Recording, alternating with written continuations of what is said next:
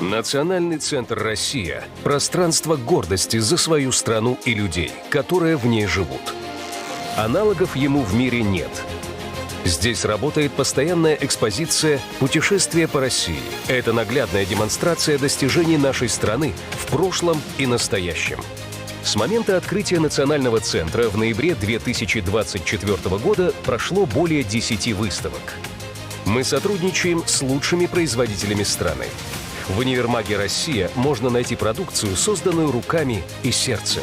В гастрономических рядах представлены кухни народов России. Через вкус можно многое узнать о стране, ее традициях и культуре.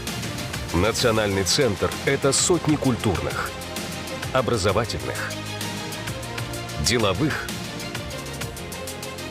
и международных событий, важных для всего мира. Мы соединяем сердца на первом, единственном в мире свадебном фестивале. Это бережное сохранение традиционных семейных ценностей. Мы бережно храним память о подвигах героев и объединяем людей со всех уголков России, создавая живую связь прошлого, настоящего и будущего. Особое внимание уделяем молодежи и развитию их профессиональных навыков. В школах юного экскурсовода и журналиста мы признаемся в любви к родине. В 2029 году откроется новое здание Национального центра в Москве.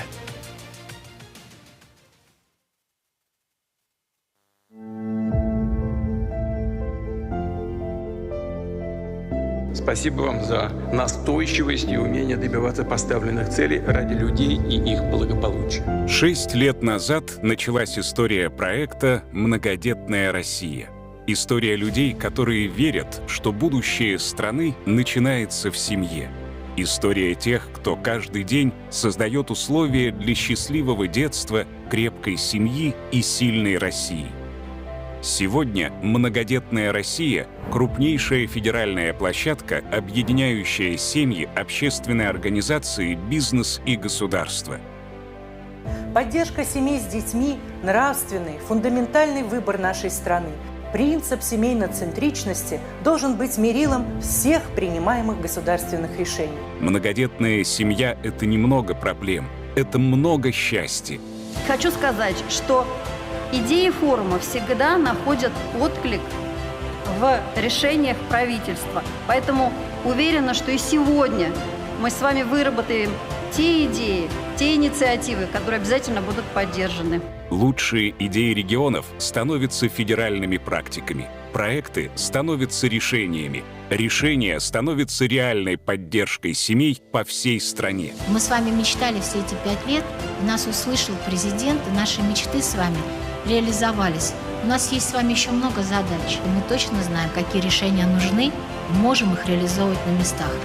Когда сильные семьи объединяются, они меняют будущее страны.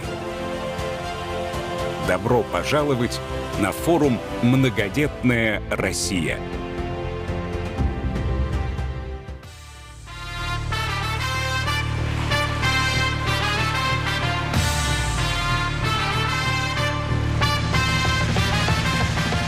Доброе утро, дорогие друзья и коллеги, уважаемые наши гости. Здравствуйте! Мы рады приветствовать вас в Национальном центре «Россия». Второй год подряд наш форум многодетных семей проходит в этих стенах. Хочу особо отметить, центр стал местом притяжения, гордости и вдохновения для миллионов россиян. Именно здесь прогнозируется, визуализируется и создается будущее нашей страны. На основе достижений, талантов и идей людей из всех регионов нашей необъятной России. Сегодня на территории центра работают интерактивные экспозиции, рассказывающие о крупнейших успехах страны в науке, культуре, технологиях, экологии и образовании. Здесь проходят знаковые научные, общественные и культурные события, объединяющие поколения, профессиональные сообщества и регионы. Лучшее, чем живет и гордится Россия, можно увидеть собственными глазами на наших выставках и форумах, в концертных залах, на лекциях и семинарах с участием ведущих экспертов и мыслителей современности. Но главное, именно в национальном центре «Россия» уже сегодня рождается завтрашний день. Здесь формируется образ будущего нашей страны, открытого, сильного и созидательного.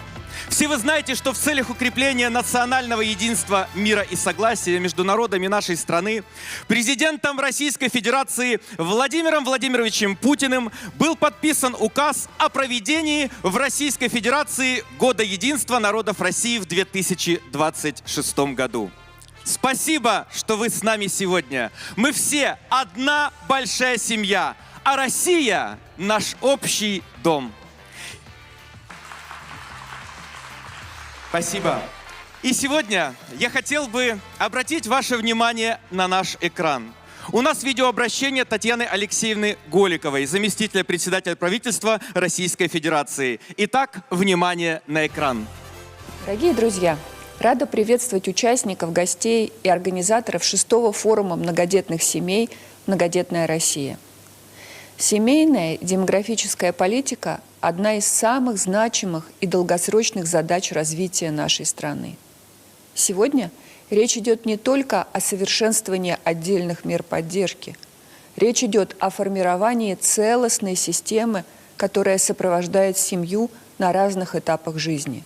При рождении детей, в вопросах здоровья, образования, занятости, улучшения жилищных условий, организации досуга, воспитания и развития ребенка. В России реализуется национальный проект «Семья». Утверждена стратегия действий по реализации семейной и демографической политики поддержки многодетности до 2036 года. Эти документы задают важный ориентир. Помощь семьям должна быть адресной, понятной, своевременной и действительно работающей в интересах людей. Особое внимание мы уделяем многодетным семьям. С 2019 года их количество в России выросло в 1,5 раза. Сегодня у нас в стране почти 2,9 миллиона многодетных семей, в которых воспитываются порядка 9,5 миллионов детей. Указом президента был установлен единый статус многодетной семьи, введено удостоверение единого образца и создан банк данных многодетных семей. Ведем работу с регионами по переходу на предоставление мер поддержки многодетным семьям без учета нуждаемости. Для многодетных родителей сняты ограничения по учету в страховом стаже периодов ухода за ребенком в возрасте до 1,5 лет.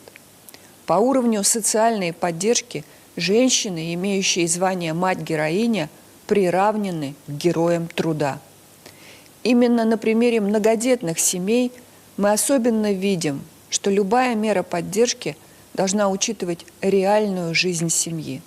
Разные возрасты детей, занятость родителей, жилищные вопросы, расходы на образование, лечение, транспорт, отдых, необходимость совмещать профессиональную реализацию с воспитанием. Поэтому для нас особенно важен диалог с родительским сообществом, общественными организациями и регионами. Именно через такой диалог становится понятно, какие решения уже работают эффективно, какие требуют донастройки, где нужна межведомственная координация, а где поддержка лучших практик, рождающихся на местах. Форум «Многодетная Россия» за эти годы стал именно такой площадкой, пространством практического разговора о жизни больших семей. Важно, что форум показывает многодетную семью через призму созидания. Большая семья – это школа ответственности, взаимной поддержки, заботы, уважения к старшим, внимания, любви к младшим. Уверена, что предложения, выработанные на форуме, будут полезны для дальнейшего развития мер поддержки семей с детьми, повышения их адресности и эффективности, распространения успешных региональных и общественных практик. Ваши аплодисменты. Ну что ж, дорогие друзья, а мы переходим к пленарной сессии «Многодетная семья. Фундамент будущего России». И я приглашаю на нашу сцену Елену Геннадьевну Федюнину, председателя правления Фонда поддержки детей, находящихся в трудной жизненной ситуации, и модератора нашей сессии. А также Наталью Николаевну Карпович, лауреата Государственной премии Российской Федерации за выдающиеся достижения в области правозащитной деятельности. Член Совета при Президенте Российской Федерации по реализации государственной политики в сфере поддержки русского языка и языков народов Российской Федерации. Руководителя секции «Семья, материнство и детство» в Совете при правительстве Российской Федерации по вопросам попечительства в социальной сфере. Председателя общественно-экспертного Совета по национальному проекту «Семья», руководителя региональной общественной организации «Объединение многодетных семей города Москвы». Елена Геннадьевна, прошу вам слово.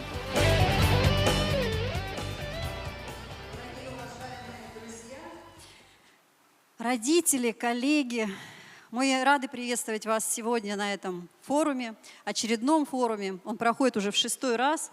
И действительно, он стал очень важной площадкой. Татьяна Алексеевна сейчас сказала буквально, наверное, вот знаете, все самые важные вещи, которые мы хотели услышать и которые хотели обсудить. И я думаю, что сегодняшний день, сегодняшний форум даст новое развитие тем проектам, которые мы с вами сегодня поддержим. И станет важной новой вехой в продвижении многодетных семей. Вы все уникальные, и нам важно учитывать особенность каждой многодетной семьи. Показывать, насколько наша Россия многообразна, насколько сильна и сильна нашими семьями. Спасибо вам огромное. И я думаю, что мы в ходе пленарной сессии будем говорить подробно о проектах, в том числе о проектах, поддержанных нашим фондом. А сейчас я просто хочу вас всех поздравить с этим прекрасным событием, с нашим форумом, и пожелать успехов в работе. Спасибо огромное, Елена Геннадьевна. Ну, у нас сегодня от нас очень многое зависит, потому что я на вас рассчитываю, и поэтому мы начинаем с вами приветствие. Здравствуйте, дорогие и любимые!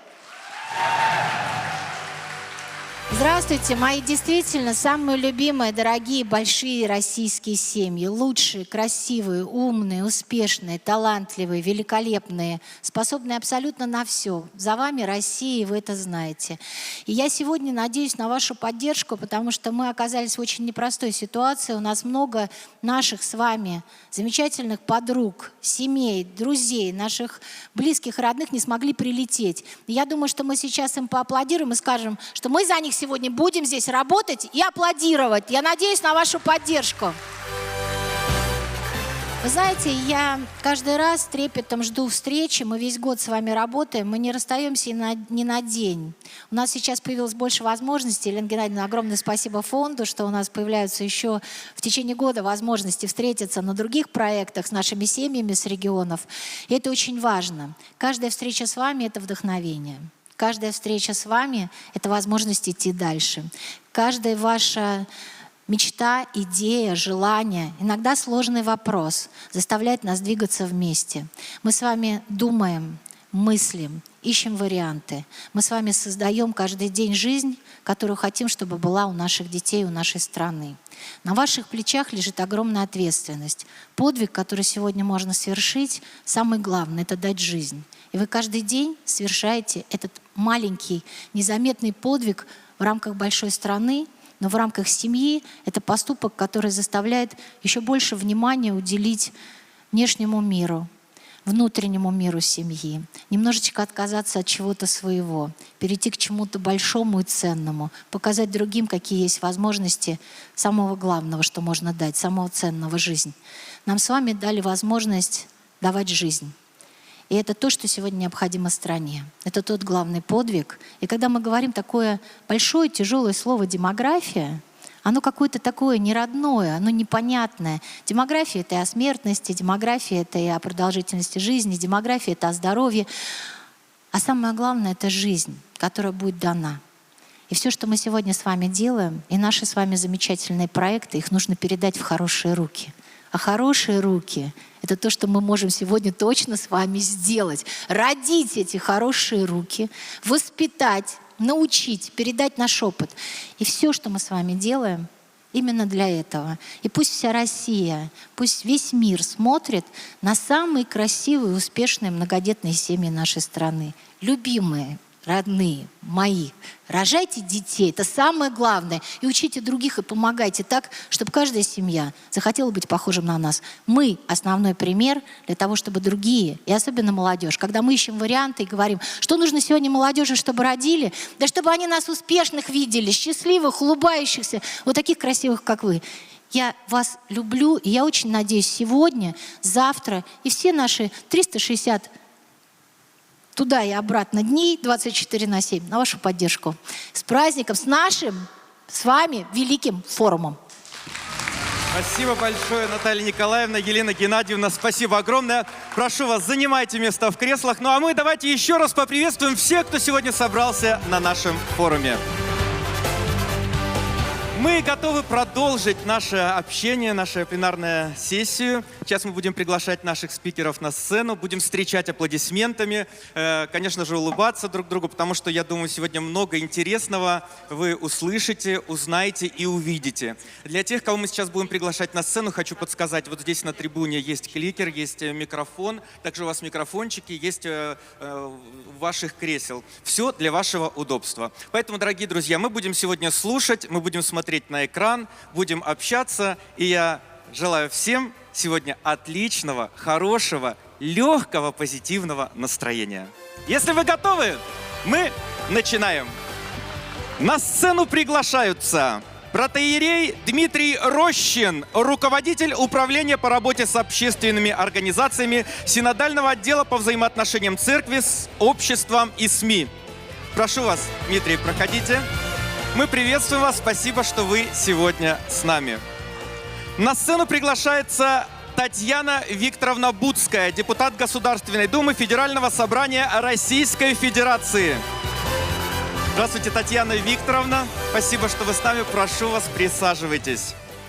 На сцену приглашается Андрей Игоревич Галкин, директор Департамента демографической и семейной политики Министерства труда и социальной защиты Российской Федерации.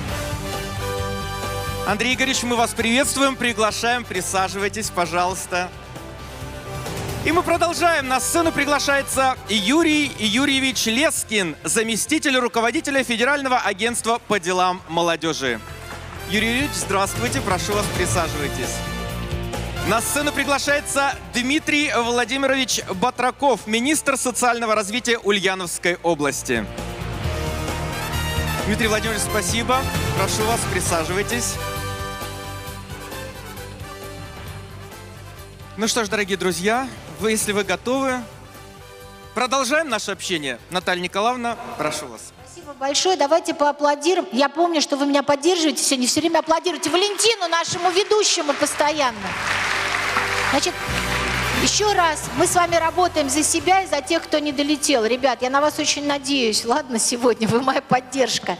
Вы знаете, конечно, для нас очень важна с вами вера. Вера — это то, что всегда помогает человеку как в его личных делах, так и в защите, в интересах, во всем, что духовно и связано со святостью, с Родиной, с семьей, с материнством, отцовством. И, конечно, мне очень бы хотелось сейчас передать слово отцу Дмитрию, чтобы он нас благословил, и наш форум шел с верой, любовью и заботой. Батюшка, вам слово. Да, спасибо. Меня слышно, да? Работает? Погромче. Погромче? А, вот так, хорошо. Да, я вас всех поздравляю. Вы, знаете, я не очень поддерживаю вот это, только поймите меня правильно, вот это улыбаемся, машем. Вроде бы собрались работать здесь люди. Я с вами совсем согласен, кроме одного. Вы сказали, что нам дано право вот рожать, не рожать. Появление на свет человека — это всегда дар Божий, это всегда чудо. Аминь, спасибо. Вот, и это кому-то дано, кому-то не дано. Кто-то грустит от того, что не дано, кто-то радуется от того, что дано. Но я думаю, что наше собрание будет осмысленным, когда мы поймем, что мы не некий инкубатор. У меня тоже 8 детей, я имею право говорить как многодетный отец. что мы не некий инкубатор, который собирают с целью как можно больше расплодиться, хотя эту первую заповедь Адаму и Еве данную «плодитесь и размножайтесь» никто не отменял. Но мы здесь совсем для другого. Мы для того, чтобы воспитать, да, оформить, образовать. Я очень люблю слово «образование», потому что оно исходит от слова «образ». То есть попытаться дать человеку вот тот образ Божий, который в него заложен. Этот образ Божий, знаете, святой человек, то есть человек совершенный, это не такой недобрый дедушка с добрыми глазами. Святость, она у всех людей совершенно разная, и подвиг человеческой жизни перед Богом у людей совершенно разный. И в этом есть задуманное Богом многообразие наше, потому что мы все совершенно разные, по отпечаткам пальцев, по сетчатке глаза, по нашим судьбам, и потому как мы смотрим на небо и вокруг себя. Вот, пытаться дать образ человека настоящего, который бы отталкивался от образа Божьего, это, безусловно, задача страны, которая называет себя христианской страной. Вот. Мне кажется, что пока и с этим тоже мы не очень справляемся, потому что мы с вами очень многообразные и разнообразные, но вот, несмотря на свободу, данную церкви и вере человеческой, мы видим пока что очень мало святых вокруг себя, если посмотрим внимательно по сторонам.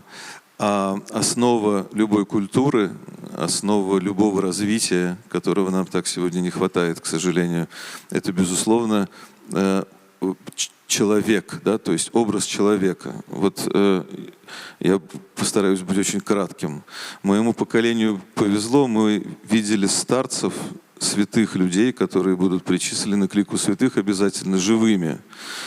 И нам не нужно было другого доказательства того, что Бог есть, потому что мы видели реализацию Его замысла в конкретном человеке. И вот то, что церковь так встала из руин, и то, что она так умножилась, и то, что она пытается, как всегда, достучаться до человеческих сердец, быть услышанной, это именно благодаря вот этим людям. Поэтому замечательно много людей родить, вот. Но очень важно все-таки от количества перейти к качеству. И очень важно, чтобы совокупный труд нации приводил бы в первую очередь к появлению людей веры, силы и разума. То есть настоящих духовных лидеров народа. А для этого нам всем надо с вами не просто здесь поработать, а поработать и потрудиться гораздо более серьезно, в первую очередь над самими собой, потому что пока нация не осознает, что ей нужны святые лидеры, и пока она не будет об этом молиться и просить, как просит об этом каждый разумный священник на каждой литургии или каждый молящийся человек, то мы с вами как будто будем все время чего-то не достигать, потому что без Бога и без людей Божьих в мире нет полноты бытия. Мы можем построить самолеты, заводы и полететь в космос в очередной раз, но у нас не будет платформы, да, что ли, с которой мы стартуем, потому что это делают без нас и другие, может быть, более технологичные, но менее просвещенные свыше нации. Вот это то, что я считал нужным сказать, но, тем не менее, я вас благодарю за ваш великий труд, за то, что вы объединяете людей, даете людям вот эту надежду посмотреть на то, как действительно может жить свободно и счастливо и уверенно человек, который обременен самым колоссальным трудом на земле, отцовством и материнством. Это самый тяжелый, мы все это знаем с вами, безусловно, труд. Спасибо огромное за то, что даете людям смотреть друг на друга, взаимодействовать. И спасибо всем тем, кто поддерживает многодетные семьи, кто поддерживает детей. Знаете, у нас очень ушло это понятие, которое было вот, по-разному можно относиться к советскому времени, социальный лифт, да. Вот те, кто занимается особенно этим, тем, кто пытается протянуться и присутствовать в регионах и везде искать талантливых детей, поддерживать их, помогать им расти вверх, поступать в университеты, быть гордостью нашего государства. Всем вам низкий поклон. Это самое-самое важное, что сегодня есть. Спасибо всем еще раз большое. И Бог благословит это прекрасное мероприятия. Спасибо большое, батюшка. Отец Дмитрий, вы абсолютно правильно сказали, что это дар Божий. И вот как раз и в этом зале, и за стенами этого зала многодетные семьи принимают этот дар Божий с такой радостью и несут это вот счастье великое, дают жизнь. И мы с вами, как многодетные родители, это тоже понимаем. И очень много проектов, которые здесь, они как раз просветительские, образовательные, они направлены на поддержку семей. И мы сегодня об этом не просто будем говорить, мы сегодня будем с вами эти проекты чествовать и награждать, потому что они очень многое меняют на местах. И мне бы очень хотелось сейчас, конечно же, предоставить слово Елене Геннадьевне Федюниной, председателю управления фонда поддержки детей, находящихся в трудной жизненной ситуации. Елена Геннадьевна, пожалуйста, вы нам скажите о важности той работы, которая в фонде проходит, потому что мы идем параллельно проектами федеральными с вами, и благодаря поддержке фонда очень многие регионы сегодня совершенствуют свои программы и материально-техническую базу, и практику, которую получают от опыта, который есть в фонде. Дорогие коллеги, фонд поддержки детей, находящихся в трудной жизненной ситуации, на протяжении многих лет работает совместно с регионами, реализуя современные новые проекты поддержки семей, воспитывающих детей, и, конечно же, семей, воспитывающих большое количество детей, многодетных семей. Наталья Николаевна, я хочу в первую очередь, наверное, все-таки поблагодарить вас, как руководителя общественной организации многодетных семей города Москвы, за такую консолидацию усилий. И вот тот проект «Многодетная Россия», который мы вместе с вами ведем уже на протяжении 6 лет, он действительно стал проектом, объединяющим все многодетные семьи. И я вижу, как многодетные семьи стремятся участвовать в мероприятиях этого проекта, максимально вкладывать свои силы, присутствовать на различных мероприятиях, которые мы вместе проводим, показывать, как живет их семья, демонстрировать успехи семьи, успехи детей. И это очень важно. Наталья Николаевна, вы правильно сказали, нам важно видеть успешные многодетные семьи. И это, пожалуй, наша с вами, наверное, главная задача – сделать семью успешной и показать этот успех другим, чтобы каждая семья, которая живет далеко где-то в глубинке нашей большой страны, понимала, что есть примеры успешной жизни семьи, воспитывающей большое количество разных детей.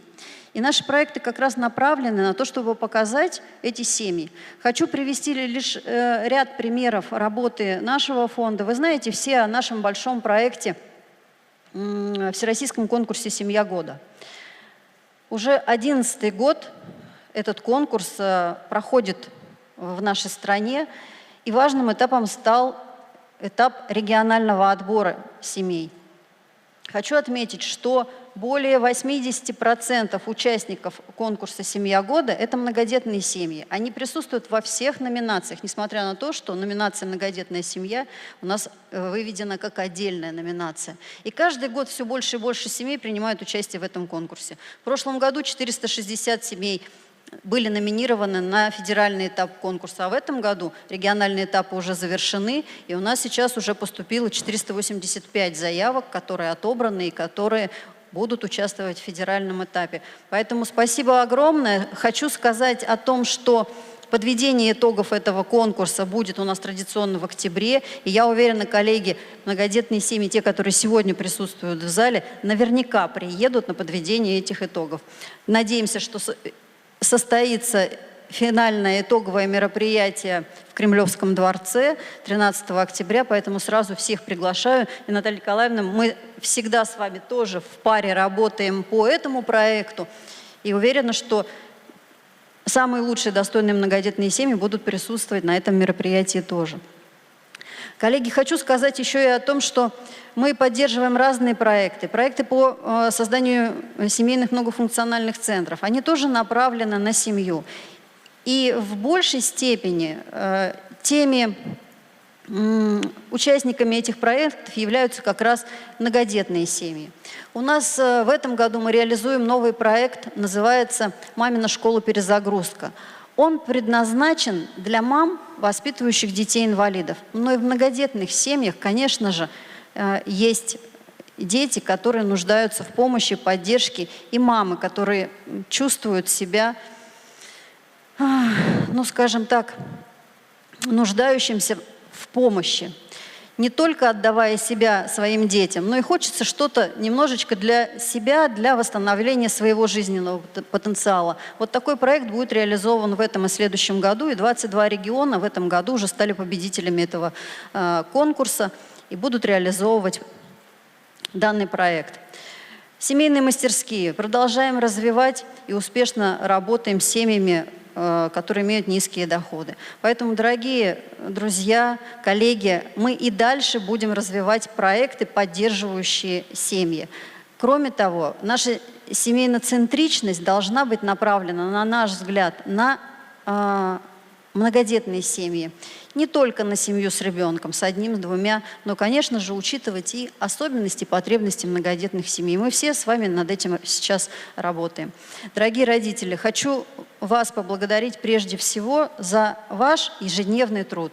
Вы большие герои нашего времени, потому что вы любите, вы верите в детей, вы их воспитываете, и вы делаете будущее нашей большой страны. Спасибо огромное.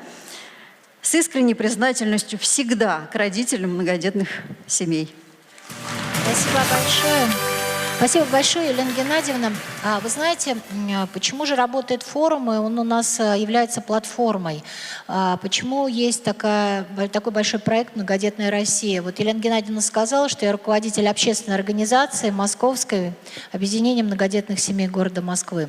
Мы в свое время для себя приняли решение не создавать всероссийскую организацию, а создать платформу для того, чтобы такие же общественные организации или люди, у которых горит сердце, которые хотят что-то сделать, имели общую программу, общую платформу, где они могут объединиться, рассказать о своих успехах, о своих пожеланиях, о том, что они хотят сделать, найти решение, построить ту систему в стране, когда общественная организация становится опорой для государства, становится опорой для правительства на месте. А самое главное, это тот институт, куда любая семья может прийти сегодня и сейчас получить поддержку.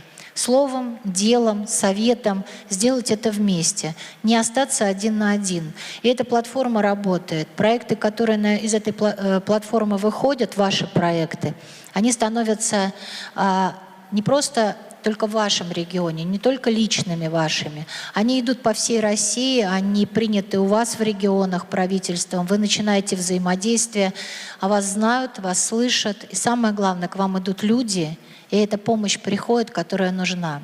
Сколько бы мы ни говорили о том, что должно сделать государство, что должно измениться в законодательстве, здесь абсолютно правильно сказал отец Дмитрий, очень многое зависит от того, что мы каждый день делаем. Не только на больших мероприятиях, когда мы подводим итоги, а что мы делаем каждый день.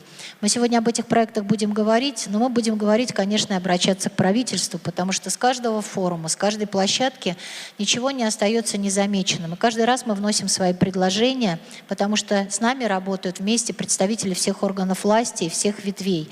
И мы можем донести то, что сегодня волнует большую российскую семью. И мне сейчас очень хочется предоставить слово человеку, с которым мы плодотворно работаем. Он представляет законодательный орган власти, Государственную Думу, Татьяну Викторовну Буцкую, депутата Государственной Думы Российской Федерации.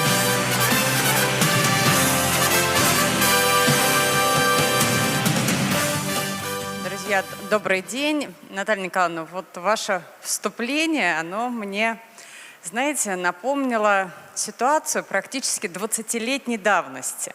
Можно я не совсем стандартно начну выступление? Это, конечно же, слова благодарности организаторам и лично Наталье Николаевне Карпович за ту работу, которая сейчас проводится, потому что всегда должен кто-то стоять во главе. Очень много активных семей, многодетных семей в регионах, но вы работали бы в регионе, а у вас такие хорошие программы, про которые должна знать вся страна. Поэтому вот благодаря тому, что у нас есть возможность собираться, благодаря тому, что есть Наталья Николаевна Карпович, собственно, вот все у нас и получается. К истории 20-летней давности. 20 лет назад примерно мы с Натальей Николаевной познакомились. Мне кажется, да, это было 20 лет назад. Я тогда не то, что не была депутатом Госдумы, у меня даже еще не было своей некоммерческой организации, но у меня было большое желание помогать людям. И как любой человек, который хочет людям помогать, ты тыкаешься в разные двери. Значит, когда у тебя нет никакого звания, никакой организации, ты просто обыкновенный человек, к сожалению, с тобой редко кто говорит, редко кто тебя выслушает и поможет.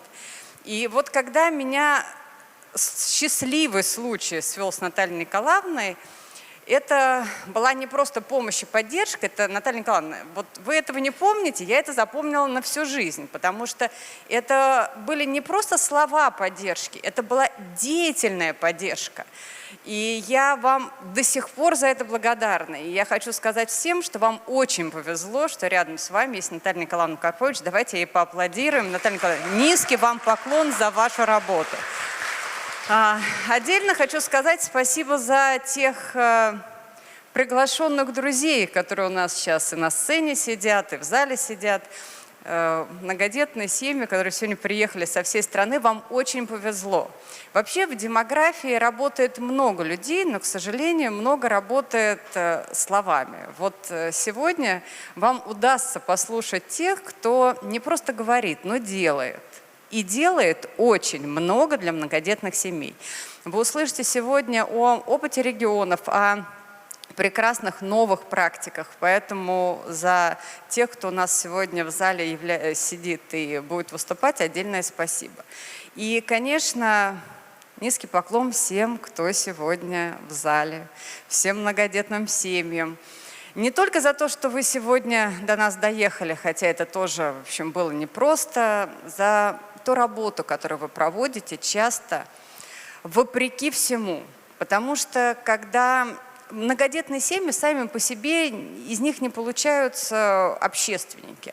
Когда человек становится общественником, когда ты начинаешь с чем-то, вот ты видишь, что несправедливо, и начинаешь с этой несправедливостью бороться. У тебя получается, ты начинаешь об этом рассказывать своим друзьям, подругам, вокруг тебя уже создается коллектив, и вот, оно поехало. Отец Дмитрий, мне очень понравилось ваше воспоминание про социальные лифты. Я знаете, что подумала?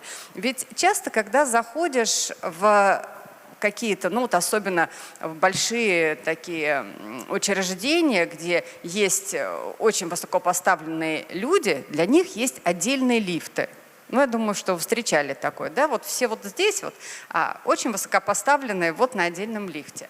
Нам для многодетных семей нужны как раз те самые индивидуальные социальные лифты, которые бы детей из многодетных семей, родителей из многодетных семей без остановок на всех этажах, где вас попросят доказать каждый год, что вы многодетные, показать справку о том, что ваш ребенок учится на 5, принести подтверждение, что все дрова, которые вам дали в прошлом году, они использованы по назначению. Вот без этих остановок вы должны на вот этом социальном лифте многодетных просто, ну, как бы залетать до реализации тех планов, которые перед вами стоят. А то, что эти планы все нужны, ну, собственно говоря, кто, как не многодетная семья, об этом знает, что вам больше всего надо. Я, Наталья Николаевна, можно сейчас в завершении речи скажу то, что я хочу, у нас же будет резолюция. Да?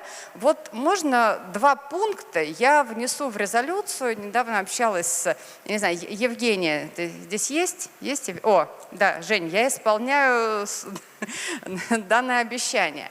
Вот тоже многодетная семья, Москва, автомобили для многодетных. Нам, правда, с этим надо что-то делать, потому что мы, с одной стороны, понимаем, что многодетная семья ни в один стандартный автомобиль не помещается, с другой стороны, мы видим, какая сейчас стоимость у нас автомобилей, тех, в которые большие семьи помещаются. Поэтому у нас большой вопрос к российскому автопрому, как минимум, чтобы нам все-таки предоставили те автомобили, в которых мы можем ездить большой многодетной семьей, либо все-таки рассмотреть вопрос о том, что многодетные семьи могли бы покупать большие автомобили для многодетных семей по особым государственным программам, потому что для вас это совершенно не роскошь.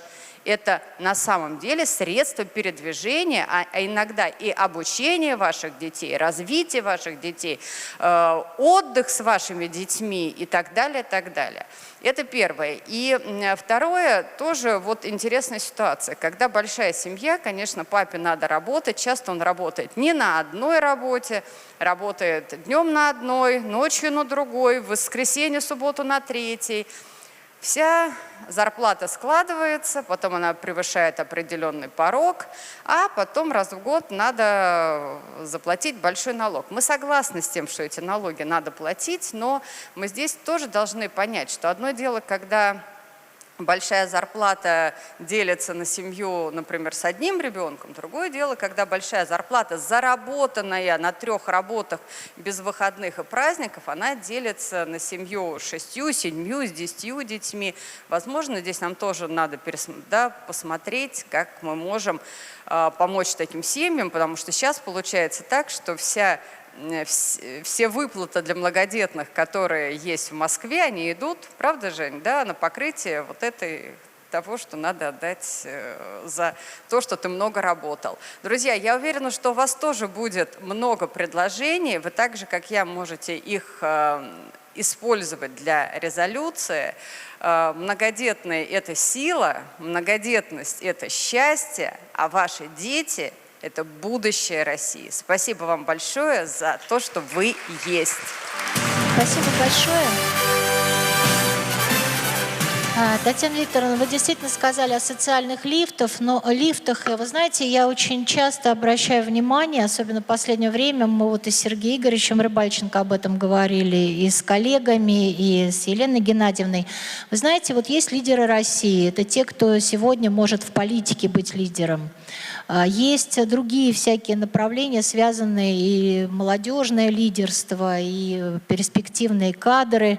А вот у нас семейного лидерства нет, а лидеры есть. У нас есть конкурсы, мы об этом говорили на нашем заседании, как раз «Семья года», я предлагала и говорила об этом. Очень важно создать вот такую же историю, когда каждый из вас может с общественной своей роли перейти на более важную роль служения, которая действительно иногда нужна, потому что кадров в социальном блоке нам не хватает. И это важно, чтобы приходили люди, которые точно понимают, а что сегодня нужно семье с детьми и многодетной семье. И вот мне кажется, семейный лидер, такой конкурс, создать из тех, кто у нас «Семья года», с нашего форума, с наших проектов, которые, батюшка, мы с вами тоже делаем, где у нас замечательные семьи, чтобы эти люди могли приходить и защищать интересы, представлять эти интересы, работать кадрами. Вот это тоже социальный лифт, который нужен, потому что для этого... хотела предложить, давайте мы тоже в резолюцию запишем еще раз про такой конкурс «Лидеры Потому России». Потому что здесь сидят лидеры, поверьте мне, и тот, кто сегодня участвовал в проектах, более 600 заявок, и все проекты уникальные. Выбрать 100 лучших практик очень сложно, на все нужно обращать внимание. И вы знаете, по поводу машин, это отдельная тема, очень большая, она, наверное, стоит как на моей практике, так и больше 20 лет. И нужен ли автомобиль, не нужен ли автомобиль, будут ли зарабатывать на нем родители. У нас очень много было противоречий, но сегодня важна вся транспортная инфраструктура, которая позволила поддержать, начиная от платных дорог, перелетов, качество заказа билетов, больше 9 человек, если семья. Мы не справимся ни на одном такси, ни на двух, и даже машина одна нам не позволит. Здесь надо смотреть и какие-то микроавтобусы, и другие права, которые семья может получить. Здесь очень много вопросов. Очень много. Это отдельная тема, и мы все предложения собираем, и действительно нужно вести переговоры с автопромом. Это правда. Я почему сразу вот эту тему... Она будет в резолюции, потому что в более расширенном виде, и вот мы с Сергеем Игоревичем огромную работу проделали тоже. Сегодня по мониторингу подключились к тому, что проводит общественная палата транспорта и услуг, и всего. Это очень важно. И коллеги, когда были у нас как раз на семейном атласе, мы просили их тоже включиться по мониторингу. мониторингу. По налоговым льготам есть много предложений, они сейчас на рассмотрении, многое учитывается. Я думаю, что мы скоро увидим новые поправки, новые предложения не только в законодательство, но и в изменение практико-применительной практики. И, конечно, здесь о социальных мерах поддержки, о том, что сегодня в перспективе внедрения новых предложений, которые были обработаны уже Министерством труда и социальной защиты. Конечно, я хочу предоставить слово Андрею Игоревичу Галкину. И здесь, Андрей Игоревич, позвольте мне к вам, как директору Департамента демографической и семейной политики Министерства труда и социальной защиты Российской Федерации предоставить слово. Но в преддверии этого я хочу сказать огромное спасибо и министру, который внимательно относится к инициативам от многодетных семей. И, конечно же, Ольге Юрьевне Баталиной, которая сегодня находится на нашем совете у Татьяны Алексеевны Голиковой, где мы все там должны были быть, но я не могу, потому что я здесь сегодня с моими родными и любимыми. Но я, знаете, хотела еще сказать огромное спасибо за то, что иногда даже меры, которые принимаются, а мы видим, что в них есть сложности для нас, вы всегда готовы с нами рассматривать и вставать на сторону семьи, и это очень ценно. И у нас с вами до сих пор есть много вещей, которые нужно изменить, чтобы качество жизни стало лучше. И я думаю, что после этого форума те предложения, которые будут, они тоже также будут обсуждаться и будут приниматься решения в поддержку семьи. Пожалуйста, вам слово. Добрый день, уважаемые участники форума, уважаемая Наталья Николаевна, отец Дмитрий, Елена Геннадьевна, Татьяна Викторовна. Уважаемые коллеги, спасибо огромное за приглашение на форум. Действительно, уже такое легендарное мероприятие. Если можно, как раз презентацию запустили. Сегодня действительно демографическая повестка – это одна из центральных тем. И Россия, как и большинство развитых стран, сталкивается со многими демографическими вызовами. Как уже сегодня звучало, это и сокращение численности населения, изменение возрастной структуры, увеличение продолжительности жизни при одновременном снижении рождаемости. Сохранение населения, укрепление здоровья, повышение благополучия людей, поддержка семьи определено национальной целью развития России на период до 2036 года. Основные направления наших действий в вопросах демографической и семейной политики, как уже отметила Татьяна Алексеевна Голикова, отражены в стратегии действий в интересах по реализации семейной демографической политики, поддержки многодетности до 2036 года и, конечно, в национальном проекте «Семья». С выхода 63-го указа президента Российской Федерации о мерах поддержки многодетных семей в 2024 году число многодетных семей в России выросло более чем на 27%. С середины 2024 года действует реестр многодетных семей, благодаря которому появилась возможность упрощения процедуры предоставления федеральных и региональных мер, в том числе за счет введения электронного удостоверения. Такие удостоверения выданы более чем 4 миллионам членов многодетных семей. Электронное удостоверение позволяет подтвердить право на бесплатное посещение федеральных и региональных музеев, выставок, получить скидки в торговых сетях, Ашан, Лента, Атак, приобрести субсидируемые авиабилеты. Совместно с коллегами из других ведомств мы планомерно расширяем возможности для его применения. И с осени прошлого года подтвердить статус многодетной семьи также можно и при помощи цифрового удостоверения в национальном мессенджере МАКС. Сегодня крупные торговые сети постепенно внедряют QR-код национального мессенджера в скидочные программы. Продолжаем расширять программу поддержку многодетных семей и на федеральном уровне. И с 1 января 2026 года в страховом пенсионном стаже учитываются периоды ухода за ребенком до 1,5 лет за каждым из детей. Ранее общее ограничение составляло, напомню, 6 лет. Социальный фонд России использовал все имеющиеся в системе персонифицированного учета сведения и сделал перерасчет более чем 400 тысячам женщин. Средний размер прибавки составил почти 2000 рублей к ежемесячной пенсии. При этом у женщин, в чьи пенсионные дела не была внесена информация о детях, есть возможность подать сведения самостоятельно и учесть эти периоды также в стаж. С 1 июня заработала еще одна мера поддержки – семейная выплата. Родители 2 и более детей могут вернуть часть уплаченного налога на доходы физических лиц, если среднемесячный доход в семье менее 1,5 прожиточных минимумов. Ожидаем, что данная мера охватит более 4 миллионов семей, в которых воспитывается около 11 миллионов детей. С начала месяца выплата предоставлена уже более чем 365 тысячам родителей. Важной задачей является снижение уровня бедности многодетных семей к 2030 году до 12%. По данным Росстата, уровень бедности среди многодетных семей за 2025 год составил 16,2%.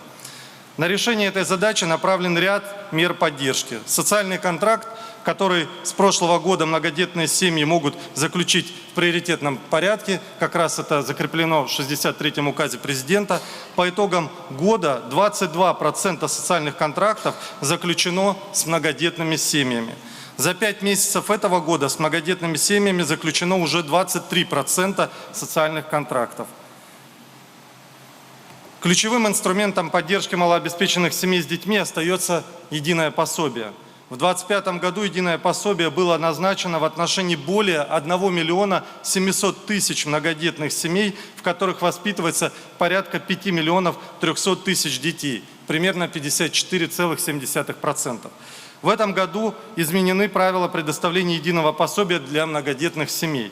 Так, многодетные семьи, прежде получавшие единое пособие, смогут сохранить выплату в размере 50% регионального прожиточного минимума на каждого ребенка еще на 12 месяцев, если доход семьи превысил критерий нуждаемости, но не более чем на 10%. В мае социальным фондом начат пересмотр отказных решений, вынесенных с 1 января 2026 года в беззаявительном порядке. И на сегодняшний день вынесено порядка 20 тысяч решений о выплате единого пособия в отношении более чем 52 тысяч детей.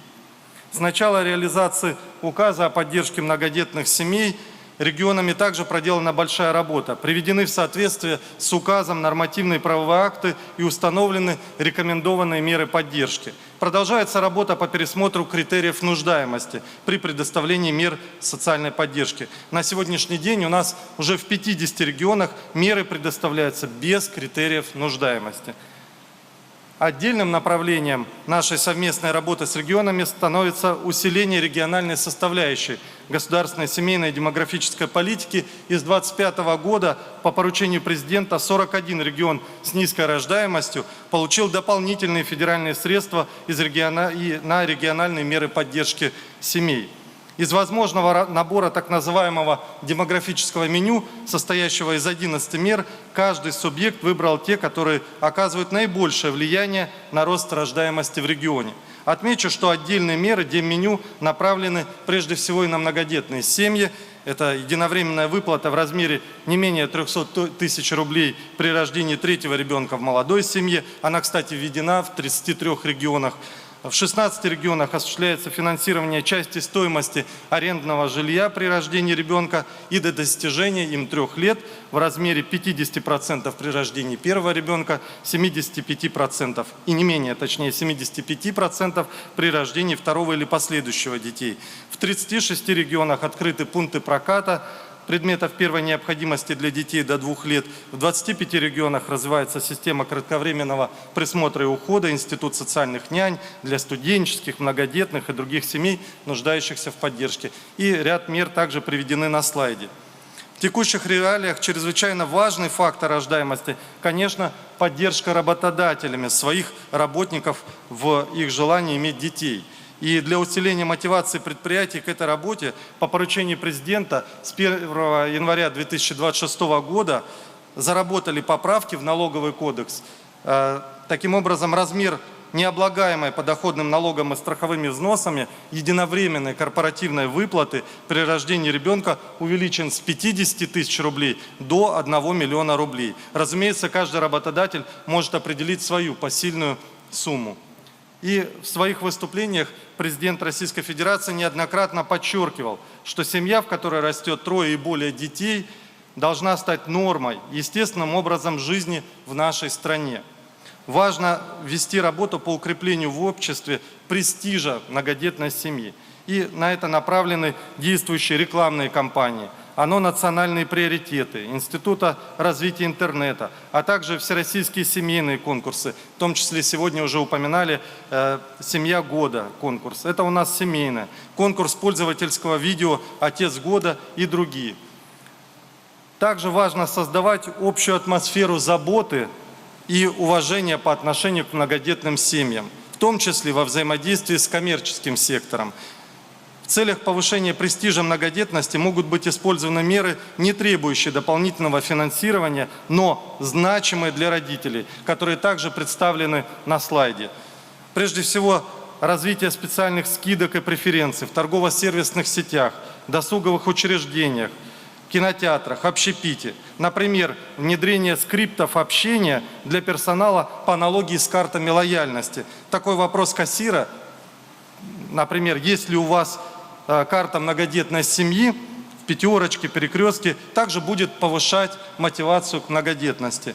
Предоставление бесплатных сервисов, желательных для всех категорий семей, посещение бизнес-зала, например, в аэропорту и другие. Формирование программ персонального патронажа на основе цифровых сервисов. Например, проект «Забота» в Липецкой области. Создание отделений для многодетных семей в роддомах по опыту Санкт-Петербурга. Предоставление приоритетного права для многодетных граждан в получении всех финансируемых из бюджета мер и мероприятий, не только социальных.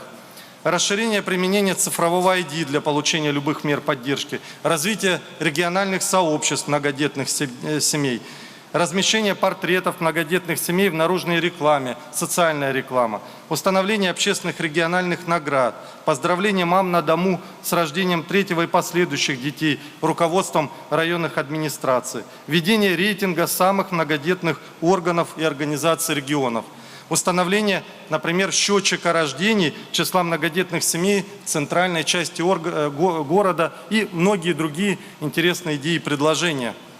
Таким образом, направлением поддержки семей с детьми и поддержки многодетности уделяется особое внимание. И, как отметил президент, нам есть куда расти. И объединив усилия правительства, депутатов, сенаторов, представителей общественных объединений и, конечно, работодателей, уверен, мы сможем добиться еще больших результатов. Благодарю за внимание. Спасибо большое. Андрей Игоревич, спасибо огромное. Вы знаете, в этом зале неоднократно мы говорили и в других на площадках о идеях и мыслях. Иногда мы называли это мечтой, а мы каждый раз мечтаем многодетной большой российской семьей.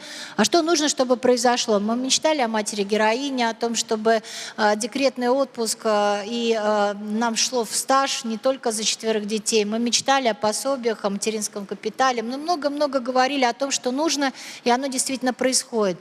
Но вы позвольте мне все равно сегодня еще раз помечтать от всего нашего сообщества, а коллеги будут меня поддерживать. Конечно, сегодня нужно говорить не только о том, что 50 регионов отменили критерий нуждаемости. Такого понятия в демографическом треке не должно быть.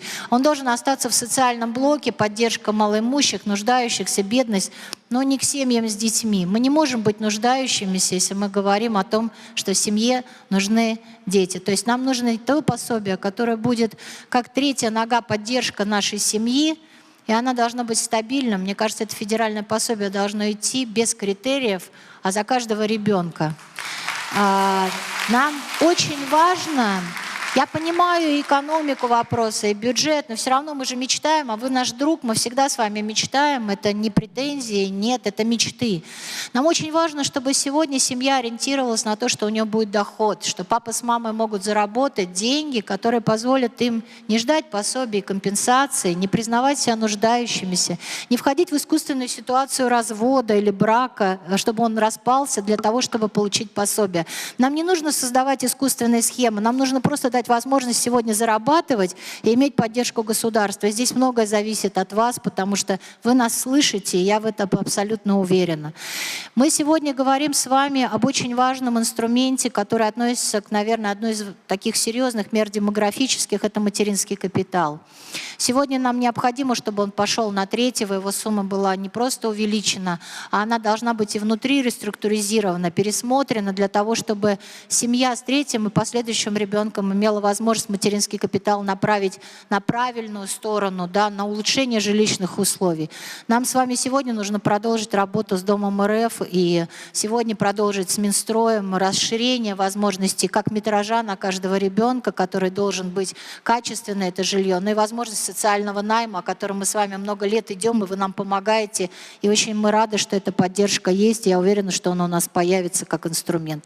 Очень важно, что и Ольга Юрьевна говорит, что нам важна шовность программ, чтобы с одной программы семья могла перейти при других обстоятельствах в другую программу поддержки. Это касается не только ипотечных продуктов, это касается много того, что есть, что зачастую семье нужно преодолеть барьеры для того, чтобы перейти в эти программы.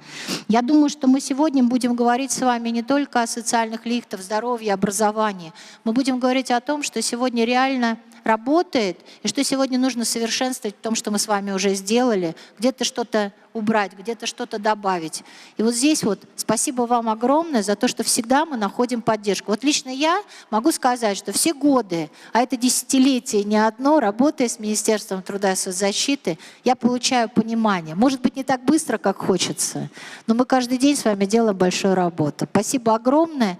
И спасибо, что вы с нами, потому что всегда радость, что вы нас слышите, и потом получаются хорошие дела. Я видела, что вы записали, поэтому я уверена, что все получится. Спасибо вам большое, Наталья Николаевна. Ну, как я уже отметил, действительно, это все результаты нашей совместной с вами планомерной работы. И вот Татьяна Викторовна, депутатский корпус, сенаторы, все коллеги подтвердят о том, что действительно, если мы говорим о критериях нуждаемости в регионах, 50 регионов – это, конечно, уже прекрасный результат. Но и мы движемся дальше. Да. Спасибо за поддержку, и регионы нас слышат. Понятно, что есть региональные особенности, нюансы. Это дополнительные средства, финансирование, но все мы вместе над этим работаем. Буквально еще недавно сложно было представить, что корпоративная демография войдет вот в такой наш совместный повседневный обиход. Но когда компания «Азот», группа компаний «Дело» ввели буквально первый миллион при рождении третьего ребенка, потом распространили за каждого ребенка эту меру, это тоже стало набирать как обороты среди других компаний, десятков компаний уже нашей страны. То есть все это говорит о том, что наша как раз совместная работа, объединив наши усилия вместе, мы действительно можем добиться многого. Спасибо. Абсолютно правильно. И вы мне как раз опять помогли. Просто я сейчас прям вот все думала, как сейчас я зайду на эту тему, да, после такого серьезного выступления. И вот вы прямо сейчас сказали очень правильно про корпоративную историю. А вы знаете, я хочу сказать, что у нас, кроме больших корпораций, в которых, к сожалению, мы не все работаем, да, и у нас нет такой возможности всем быть в корпорациях больших, где есть такая серьезная поддержка на уровне государства, есть малый и средний бизнес. И вот есть замечательные ребята, ассоциация бизнеса, они в свое время объединились, у себя внутри создали корпорацию. Они сегодня в зале, они сейчас слышат, они будут еще у нас выступать, у них сегодня большая площадка своя. Они пришли тоже к нам в объединение, нас познакомили и говорят: Наталья Николаевна, давайте в Москве попробуем сделать, объединим 3 улицы бизнеса и попробуем сделать, вот, чтобы выход нас, каждой семьи, мы же выходим сразу в бизнес, попадаем, такси, булочная, кондитерская, магазин, химчистка. И чтобы вот у нас получился проект, и чтобы все посмотрели на родительство как на благо, и каждый раз чествовали какой-то, знаете, знаком внимания, там, кофе для ребенка, там, не знаю, ну, доброе отношение, слово, скидка. И ребята вот это все вот транслировали. И вы знаете, мне очень было приятно, что я езжу по регионам, приезжаю я в замечательный город Ульяновск, как с нашим коллегам, и говорю: слушайте, такой проект, мы вот в Восточном округе запустили. Они говорят: слушайте, а давайте познакомимся. И, конечно же, Ульяновск сразу нас принял, но в Ульяновске проходил форум «Дети в трудной жизненной ситуации», где была Елена Геннадьевна. И мы там сделали большую площадку. А после этого уже губернатор принял решение, что мы поедем по станицам, по региону с этим и будем рассказывать, показывать и вовлекать бизнес в это. Поэтому, Елена Геннадьевна, проект работает. Ребята здесь, они сегодня на площадке тоже работают. Но у нас сегодня, да, конечно, я даже не могу отказать, Андрей Игоревич, вы что? Ну, я как раз хотел еще дополнить в поддержку ваших высказываний, Наталья Николаевна. Если, коль уже речь зашла о корпоративной демографии, я напомню, что в конце 2024 года, как раз в год семьи, мы вместе с вами готовили, разрабатывали проект рекомендаций, которые были утверждены на уровне Российской трехсторонней комиссии, то есть совместно с работодателями, РСПП, совместно с профсоюзами, Институтом Менделеева и ОСИ и другими организациями. И вот как раз это и есть тот самый корпоративный стандарт демографический, который позволил уже многим компаниям, предприятиям нашей страны, не только самым крупным, не только представителям крупного бизнеса, но и среднего, малого бизнеса обратить на это внимание. И вот я как раз хочу сказать, что не только важно, чтобы компания выплачивала миллион. То есть кто-то не может позволить себе этого, но есть очень хорошие, прекрасные примеры. Например, в Москве есть сеть предприятий «Умные мойки», которые одни из первых в стране, представители небольших... Ну встаньте, представители, мы вам похлопаем. Ну. Вот они как раз здесь ввели ряд, огромный ассортимент мер поддержки, в том числе и дополнительные выходные при рождении детей. Ну, может быть, еще коллеги сами тогда расскажут, но иные, может быть, не самые дорогие с точки зрения как единовременной выплаты, но очень прекрасные примеры для всей нашей огромной страны. Абсолютно согласна. Спасибо огромное. Действительно, здесь сидят коллеги, у которых тоже есть свои корпоративные этики внутри. Внутри общественных организаций появляется такая же история поддерживать и поздравлять друг друга и многое другое. Но я хочу предоставить слово, конечно, министру социальной защиты. Сейчас все правильно говорю. Дмитрию Владимировичу, Ульяновской области, Батракову Дмитрию Владимировичу.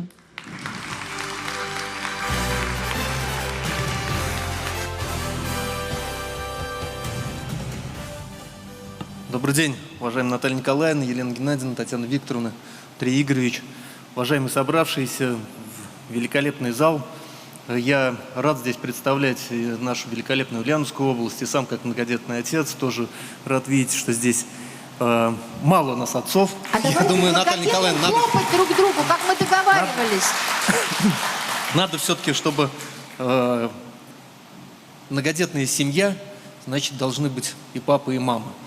Или отдельно для отцов тоже нам такое собрание устраивать раз в год, для того, чтобы мы могли обмениваться, как уже было замечено и выступающими. Татьяна Викторовна говорила, и Татьяна Алексеевна, что папа работает много, поэтому здесь только мама представляет. Но красивые все, счастливые лица, улыбающиеся лица, это правильно, это таким и должен быть образ многодетной семьи. На нас смотрят, должно меняться мировоззрение всех, кто не готов к многодетности, кто думает, что это сложно, кто думает, что это только одни проблемы в жизни. Но это совершенно не так, это абсолютное счастье, когда ты воспитываешь, ну, у меня там 3 дочери, например, да, там, наверное, хотелось бы мальчика, но пока мы к этому не пришли. Вот. Если можно, да, вот вперед. Да. Я построю свое выступление на том, что у нас сейчас в регионе почти 18 тысяч многодетных семей проживает. И, как сказала Татьяна Алексеевна, у нас за последние, ну, не с 2019 года, наверное, да, в 1,5 раза, с 2015 года более 2 раз рост многодетности произошел. По указу президента у нас только 15 мер поддержки действуют, но есть у нас различные еще меры региональной поддержки для, в том числе, многодетных семей. Поэтому у нас в целом для семей с детьми порядка 45 мер поддержки предусмотрено в регионе.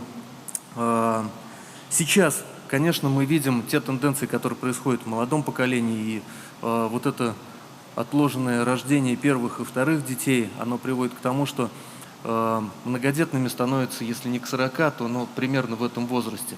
Все-таки надо смещать этот вектор, и вот благодаря правительству, благодаря Минтруду России, наш регион, мы находимся в зоне риска, конечно, по демографии, к сожалению, но получили федеральные средства, и у нас есть введены почти все меры поддержки, которые были предусмотрены методическими рекомендациями, которые доведены до регионов. И одни из немногих мы ввели тоже группы кратковременного пребывания ребятишек на территориях наших вузов. Но когда мы встречались со студенческим сообществом, с студентами, которые учатся у нас в среднем профессиональном образовании, раскиданность этих организаций говорит о том, что и студенты сами сделали акцент на этом, что хотелось бы, чтобы все-таки эти комнаты были не только при вузах, где они могут располагаться, но они были на всей территории, например, города Ульяновска, города Димитровграда. Поэтому мы приняли такое решение на базе наших учреждений социального обслуживания населения, наших центров комплексных, наших соцзащиты. Мы создали тоже такие комнаты кратковременного пребывания. У нас на базе нашего министерства тоже, Татьяна Викторовна была у нас, да, мы выделили отдельную комнату, сделали ее полностью оборудованной, и у нас приходит специалист от нашего Центра психологической помощи семье и детям, квалифицированный для того, чтобы также находиться не только с детьми наших сотрудников, но и с приходящими тоже мамами и их детками. Методические кабинеты, которые открывались и открываются во всех регионах при женских консультациях.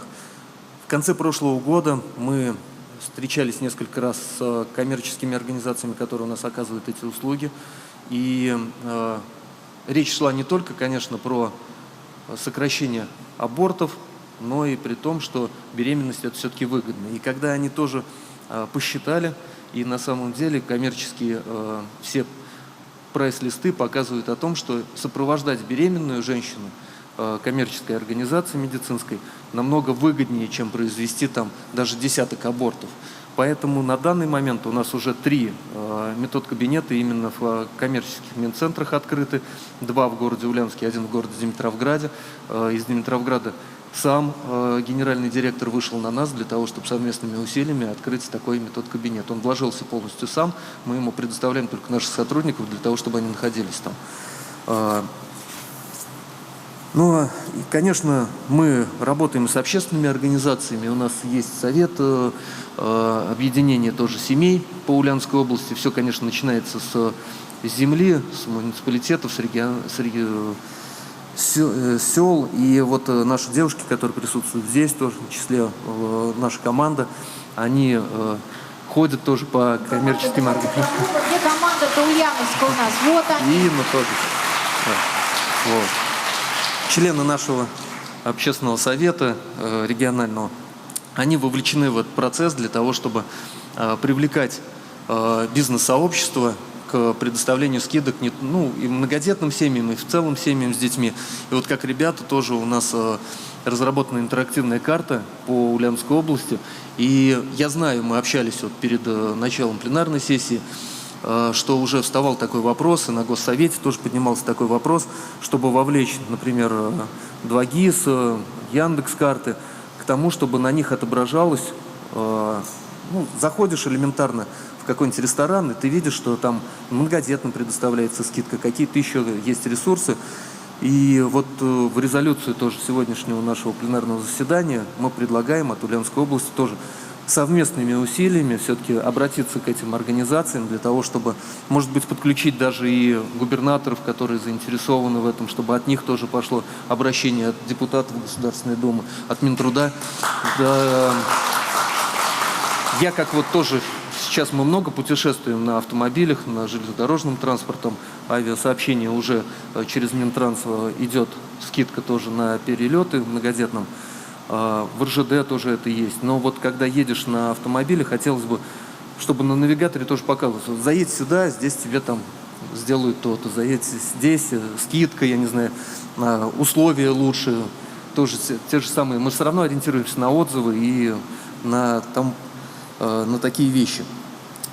Конечно же, безусловно, мы в рамках нашего региона поддерживаем семьи не только мерами поддержки, но и знаками внимания. У нас с 2009 года проходит конкурс «Семья года», более 2000 семей у нас принимает, и мы включились и в «Семья года» на федеральном уровне, и у нас семьи отмечаются не только региональными победителями становятся, но и на федеральном уровне тоже у нас очень много победителей.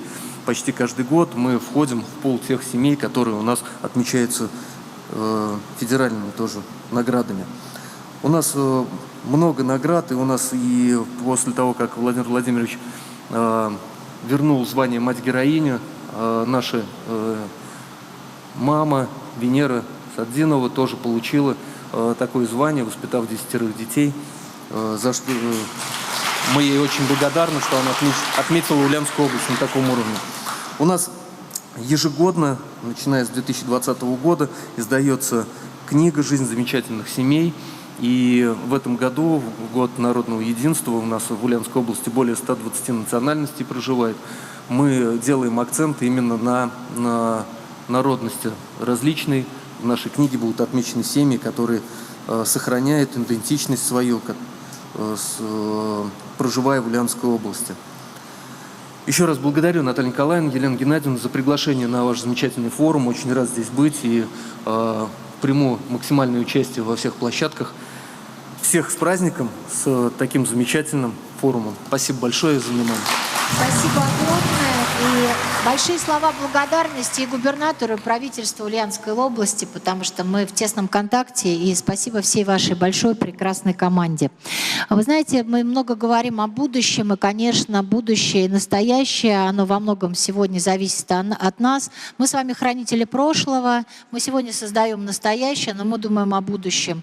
Будущее — это наши дети, это то, как мы с вами будем жить. И, конечно, сейчас мне хочется передать слово нашим друзьям, партнерам, заместителю руководителя Федерального агентства по делам молодежи Лескину Юрию Юрьевичу.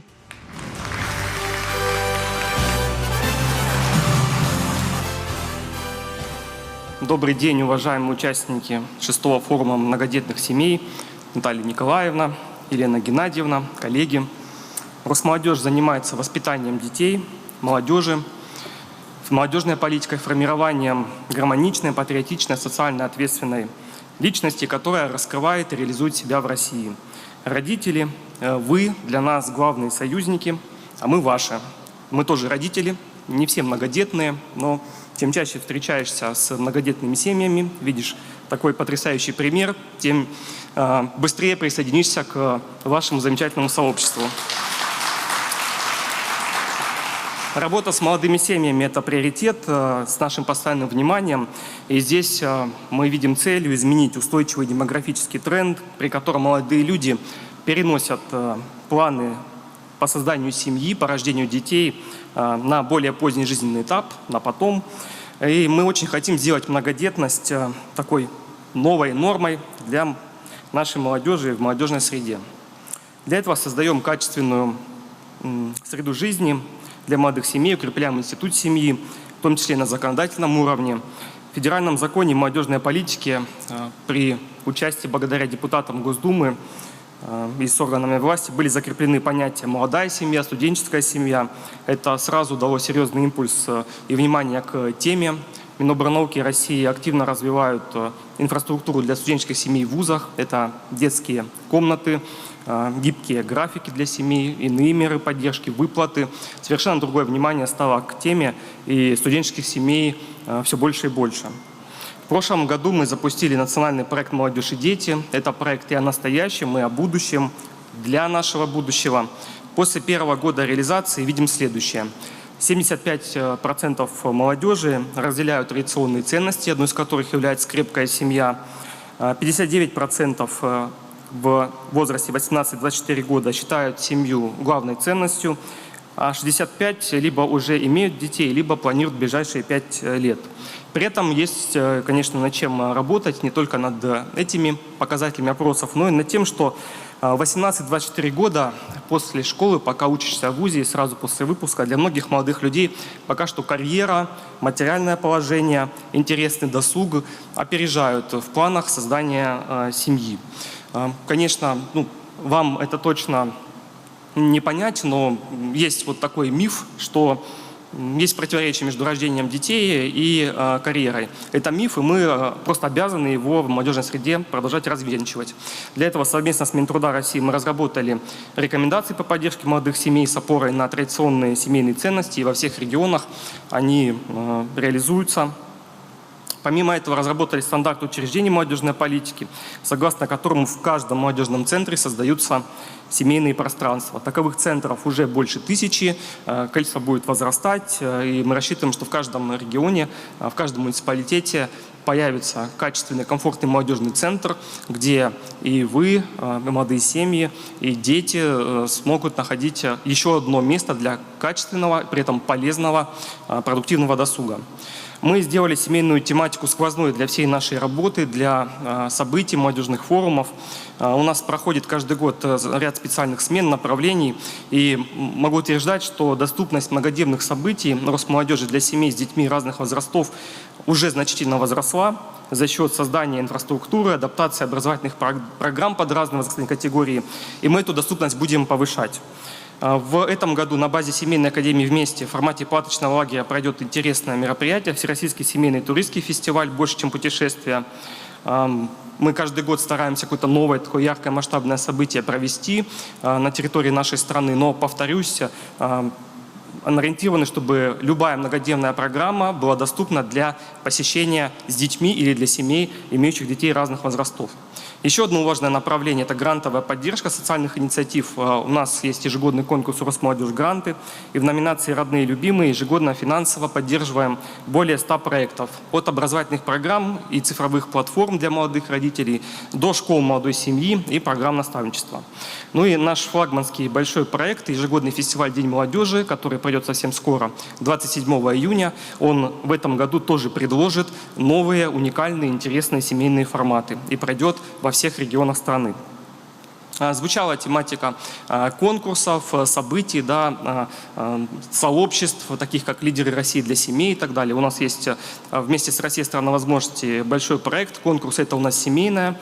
Да, он не кадровый, но он как раз является самым большим конкурсом для семей, где сразу 3 поколения участвуют, выполняют задания, и победители могут получить финансовую поддержку на улучшение жилищных условий.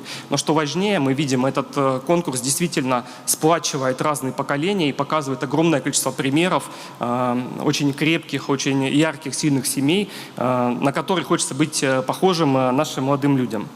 Российское общество знания проводит большой комплекс мероприятий и проектов просветительской тематики. Они работают с молодыми родителями, с семьями, со студентами. Это деятельность как раз про формирование новых сообществ и по продвижению правильных ценностей и передачу навыков, что такое быть молодой семьей, что такое быть многодетной семьей, как это, скажем так,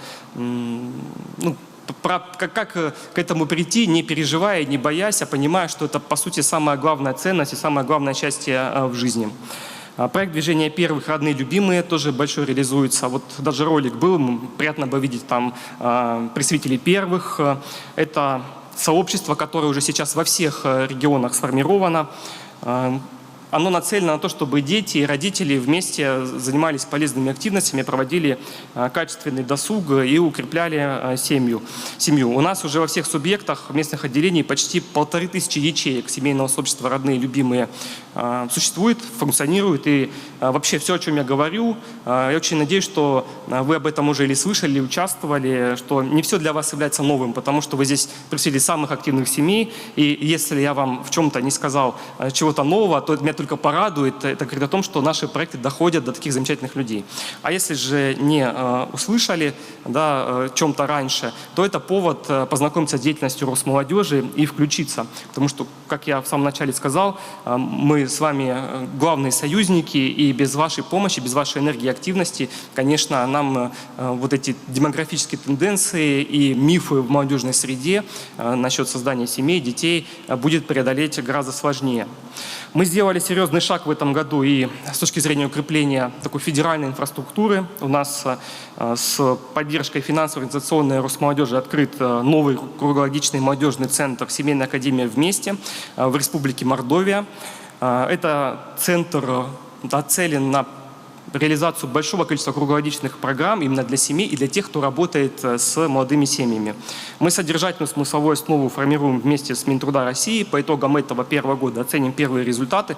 Но уже даже в первом году Центр проведет почти 500 образовательных программ, которые охватят более 5000 человек. Это и специалисты в сфере семейной политики, демографии, молодые семьи и общественные активисты со всей страны.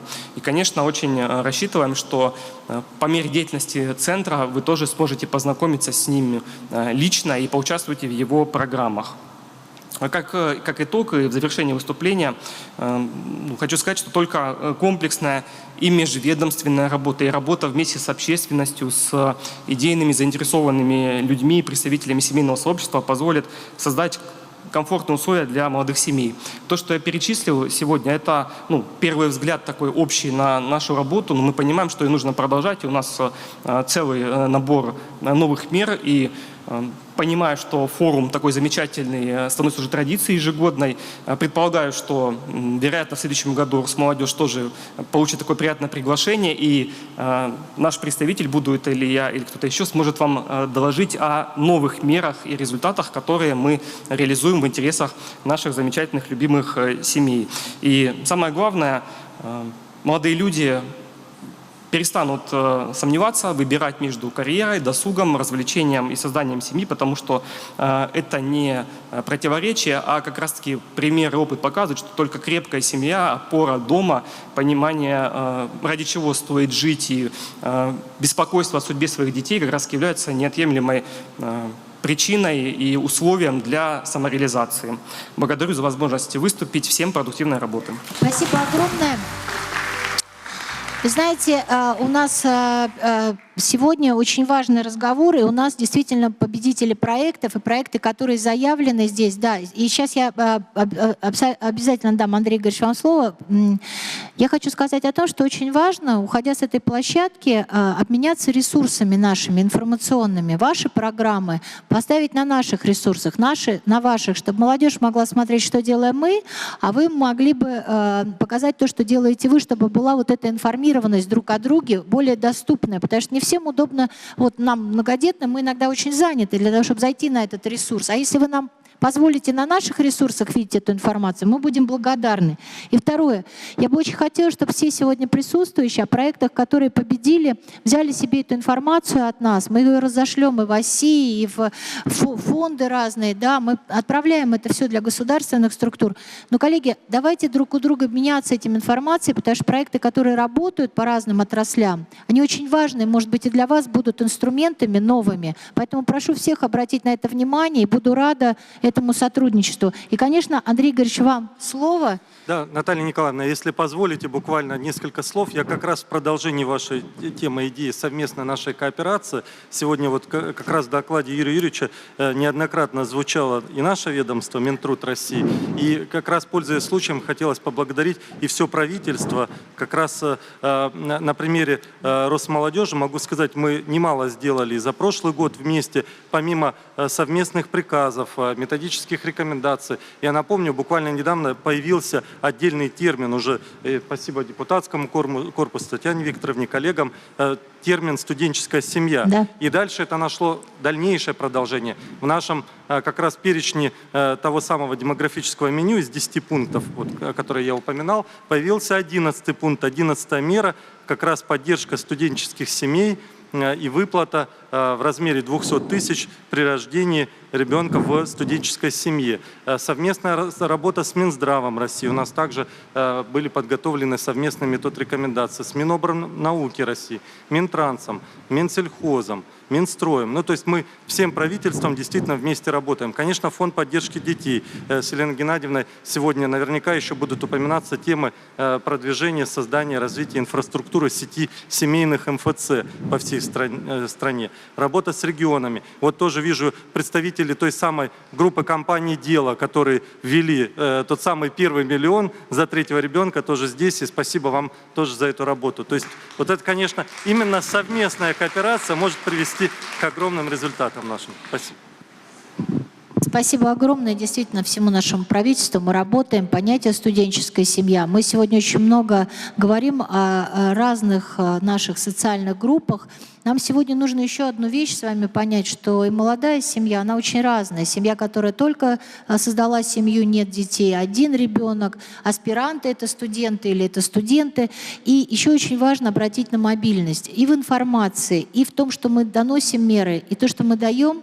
Сегодня нам нужно идти за семьей. Семья сегодня очень загружена, и не только она должна прийти к государству и узнать, что делается государством для нее. Очень важно, чтобы семья шла за нами. И вот опыт как раз изучения транспортных инфраструктур, и как сегодня это работает, показывает, что мобильность может быть даже в зоопарке. Если вы не можете создать комнату матери и ребенка, то можно сделать мобильный пункт, когда мы, придя с большой семьей, с детьми, можем получить эту услугу, и нам нужно эту мобильность создавать во всем. И я хочу поблагодарить Татьяну Алексеевну Голикову, потому что именно в Совете при Татьяне Алексеевне Голиковой рассматриваются самые острые вопросы. Именно вопрос студенческой семьи, молодой семьи. Она ставила этот вопрос перед нами всеми, эту задачу, которая сегодня решается, но ее еще нужно дорабатывать. Коллеги, спасибо большое. Сейчас Валентин мне поможет, потому что у нас смена спикеров будет. И мы благодарим спикеров. Татьяна Викторовна, я постаралась уложиться, чтобы вы успели к ребенку. Спасибо. Спасибо огромное. Столько много интересного и важного мы узнали. Давайте аплодисментами поблагодарим наших спикеров. Спасибо, что вы сегодня с нами. Спасибо за ту информацию, которой поделились. Ну и за этот позитив, которым наполнен сегодня этот зал. Мы еще разочек приветствуем всех собравшихся в этом зале и знаем, что многие не смогли сегодня присутствовать по разным причинам, но они смотрят на нас, они слышат нас, и мы всей России в разные уголки ее передаем огромный наш многодетный привет.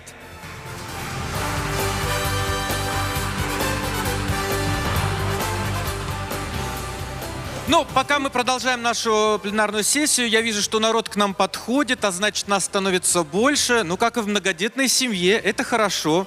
И мы продолжаем тогда. Все готово.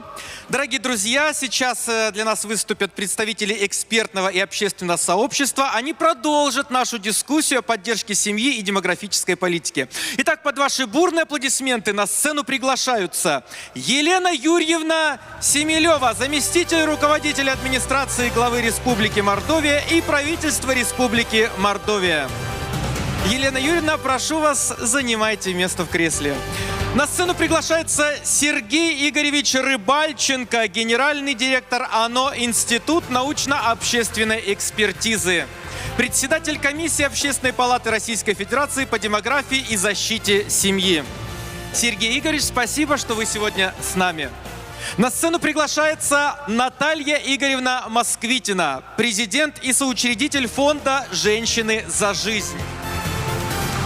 Прошу вас, Наталья Игоревна, проходите. Спасибо, что вы с нами. На сцену приглашается Константин Сергеевич Деревянко, председатель Союза «Родное слово», руководитель проекта «Край родной, моя Россия». Константин Сергеевич, здравствуйте, прошу вас, присаживайтесь. На сцену приглашается Александр Валерьевич Шаров, эксперт Министерства культуры Российской Федерации по культурным ценностям, кандидат исторических наук. Александр Валерьевич, прошу вас. Давайте поприветствуем наших новых экспертов бурными аплодисментами и приготовимся узнать очень много важного и нужного для всех нас. Валентин, спасибо огромное. Еще раз здравствуйте, дорогие коллеги, друзья. Спасибо огромное, что вы с нами. И действительно, у нас сейчас такая будет рабочая группа, мозговой штурм. Он у нас такой будет не очень длинный, короткий. У нас у всех где-то по 5-7 минут для выступления. Мы, потому что расходимся на площадке, работаем дальше. Мне бы очень хотелось сегодня еще сказать об одном человеке, очень важном, человеке, который очень много делает в рамках поддержки семей с детьми, многодетных семей, Анне Юрьевне Кузнецовой. Она сегодня не смогла прилететь к нам по обстоятельствам, которые связаны со многим тем, что сегодня и в зале не все наши коллеги, которые смогли прилететь.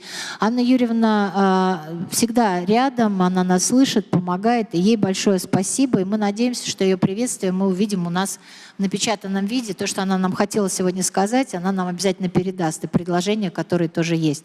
Уважаемые коллеги, мы сегодня с вами будем говорить о тех проектах, которые есть, и о том, что мы делаем. И, конечно, я хочу сразу предоставить слово. Если позволите, я не буду регалии перечислять, чтобы сэкономить время, коллеги, потому что вас озвучили уже полностью.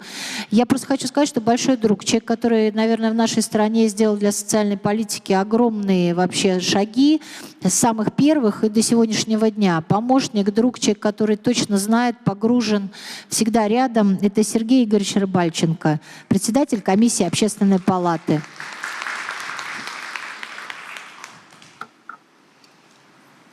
Дорогие друзья, уважаемая Наталья Николаевна, но мы с Натальей Николаевной еще и представляем экспертный состав комиссии Госсовета по направлению «Семья». И сегодня в 16 часов у нас состоится заседание рабочей группы, именно в составе, в рамках экспертного совета. Там мы будем обсуждать разные вопросы, в том числе проекты. И одна из тем, которую я мы тоже будем обсуждать, это мониторинг объектов транспортной доступности на семейцентричность. Скажите, пожалуйста, кто слышал что-нибудь об этом мониторинге? Участвует в нем? Вот, видите, значит, мы с вами в одной лодке, как говорится.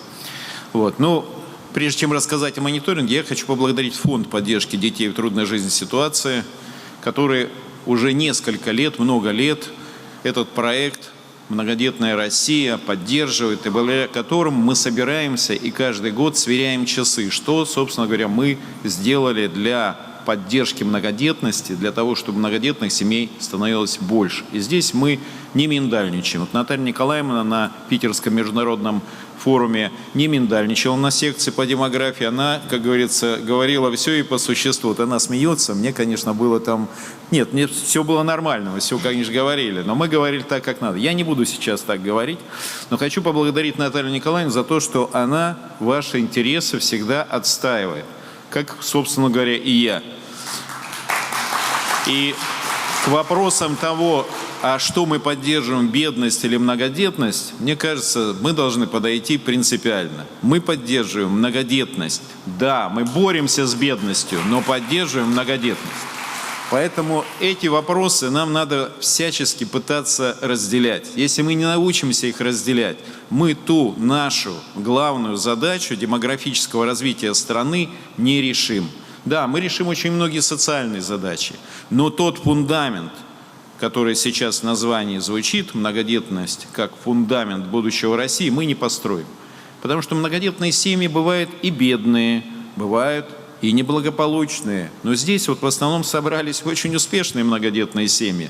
Но я знаю одно, что малодетная Россия – это неблагополучная Россия. Вот многодетная Россия – это благополучная Россия. Вот это, на этом фундаменте мы должны строить наше будущее. Теперь, что касается нашей работы, которую делает Общественная палата, надо же всегда отчитываться за нас, и комиссия Госсовета по направлению «Семья». В общем-то, это было поручение комиссии Госсовета по направлению «Семья», которая обратилась к Общественной палате провести мониторинг семейцентричности объектов транспортной инфраструктуры. И могу сказать, что не только потому, что многодетные семьи и семьи с детьми сталкиваются с трудностями начиная от покупки билетов и завершая прохождением всей регистрации, переездов, всего-всего остального. Ну и потому, что и Министерство транспорта на сегодняшний день одно из самых семейцентричных, потому что именно они сделали методические рекомендации стандарта семейцентричности на транспорте. И мы, собственно говоря, решили проверить, а как эти стандарты соблюдаются. Поэтому сейчас с 15 по 22 июня проходит единая федеральная неделя мониторинга семейцентричности и инклюзивности объектов транспортной инфраструктуры.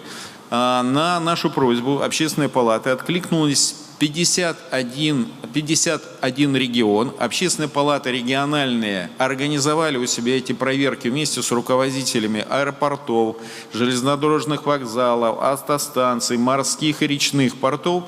И в настоящее время, вот у нас такой есть чат, мы получаем информацию о том, что это происходит. Могу сказать, что это очень полезная работа. Я только вчера вернулся с Камчатки, вчера утром. Камчатка не относилась к 52 регионам, но я приехал, сказал, как же так, мы не будем проверять аэропорт, мы сюда приехали. Общественная палата активизировалась, и мы с руководителем встретились. Вчера прошлись по всему аэропорту. И очень многого в этих проверках мы видим. И другие аэропорты мы уже в Москве проверили. В Москве, можно сказать, они в идеальном состоянии, но в регионах они тоже в хорошем состоянии. Но что мы заметили? У нас очень много сделано для семей, для пассажиров с инвалидностью. Ну, практически логистика настолько правильно построена, что придраться не к чему. Но в отношении семей с детьми у нас очень много вопросов. Да, блестяще организованы, там, где я был, комнаты матери и ребенка. Например, единственный аэропорт, где я видел, что в комнате матери и ребенка есть еще и туалет для инвалидов, потому что ведь не всегда родитель здоровый, он может быть и с инвалидностью. Но я могу сказать, а вот в туалетах для инвалидов, специальных унитазов для детей с инвалидностью, мы не обнаружили. И это тоже наша рекомендация, которую мы передадим соответствующим образом Министерству транспорта. Но самое главное, нет стандартов и протоколов. Вот семья, допустим, пришла, ее надо сопроводить. А он говорит, руководитель аэропорта говорит, я с удовольствием сделаю, но где инструкция, по которой я должен это сопроводить? А где-то табличка, ее размер и ее формат, который я должен повесить. Ну, не было мониторинга, мы бы этого не определили.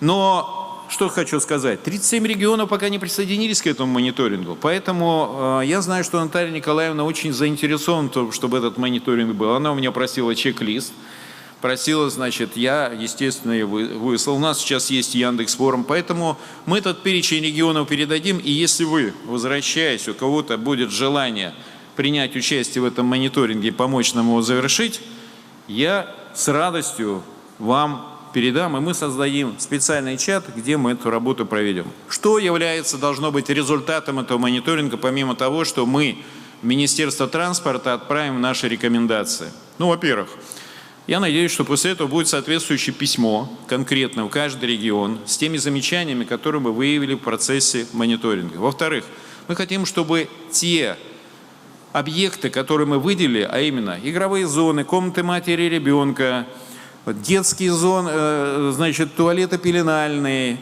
специальные проходы, которые есть, они были нанесены на цифровые ресурсы.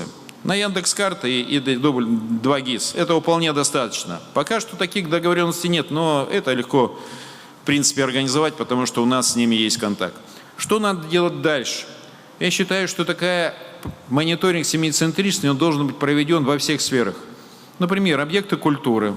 Сейчас многодетные могут попасть бесплатно, да? А что там дальше ждет? Вот я некоторые промониторил, кое-где есть и пеленальные, ну, допустим, поднимитесь на 4-й этаж, да? Это в Центральном государственном музее Пушкина. Вот, или где-то еще. Спортивные залы, наши театры. Почему днем мы не можем прийти всей семьей? Для родителей взрослый спектакль, для детей детский спектакль. Но начнем, как я приехал в один из регионов, не буду называть, чтобы не подставлять министра, который сказал, ну давайте начнем с себя. Почему в наших государственных органах, где у нас комнаты, вот как правильно сказал министр, где у нас комнаты для детей, где можно оставить ребенка и пойти на прием к ответственному человеку и к столоначальнику, и получить соответствующее разъяснение, а в это время моему ребенку что-то хорошее, интересное расскажут, позанимаются, и будет все правильно. Поэтому семицентричность, но не только семицентричность. Если мы сделаем в центре, поставим семью, детей, потому что, я говорю, не только семицентричность, многодетноцентричность. Потому что если будет решен вопрос многодетноцентричности, вопрос семейцентричностью, он решится сам собой. Потому что семье с одним-двумя ребенками всегда легче. Здоровье-центричность, это, собственно говоря, откуда идет. Если мы поставим ценности в центре наших политик, то наши цели, они будут достигаться сами собой. Но для этого мы должны просто перенацелить, переформатировать нашу работу. Поэтому бедность никогда не, борьба с бедностью никогда не станет, как сказать, мы можем поставить как цель. Но меня когда-то в свое время потрясло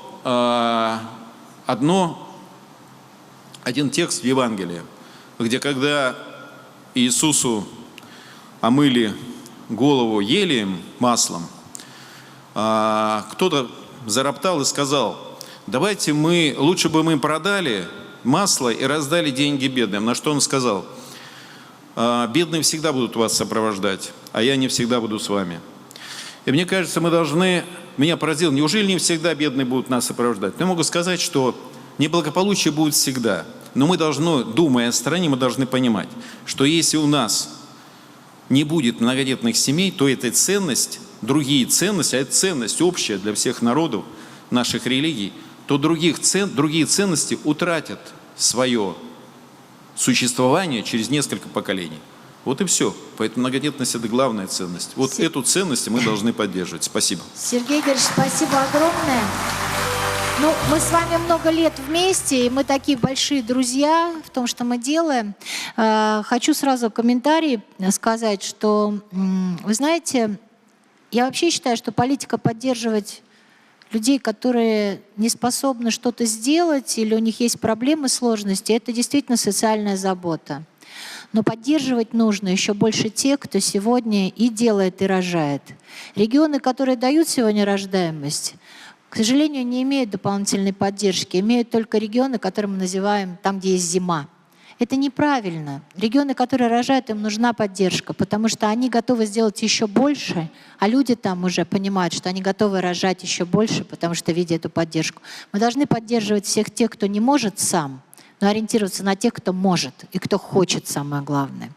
И со своей стороны сейчас к своим коллегам, которые со мной работают, прошу многодетный патруль, нашу большую программу подключиться именно к тому проекту, о котором мы говорили, проверка не только транспортных инфраструктур, не с точки зрения проверки, а с точки зрения, как мы работаем по Москве, качество того, что происходит и какие есть проблемы, и взять этот чек-лист и обработать вместе с Сергеем Игоревичем.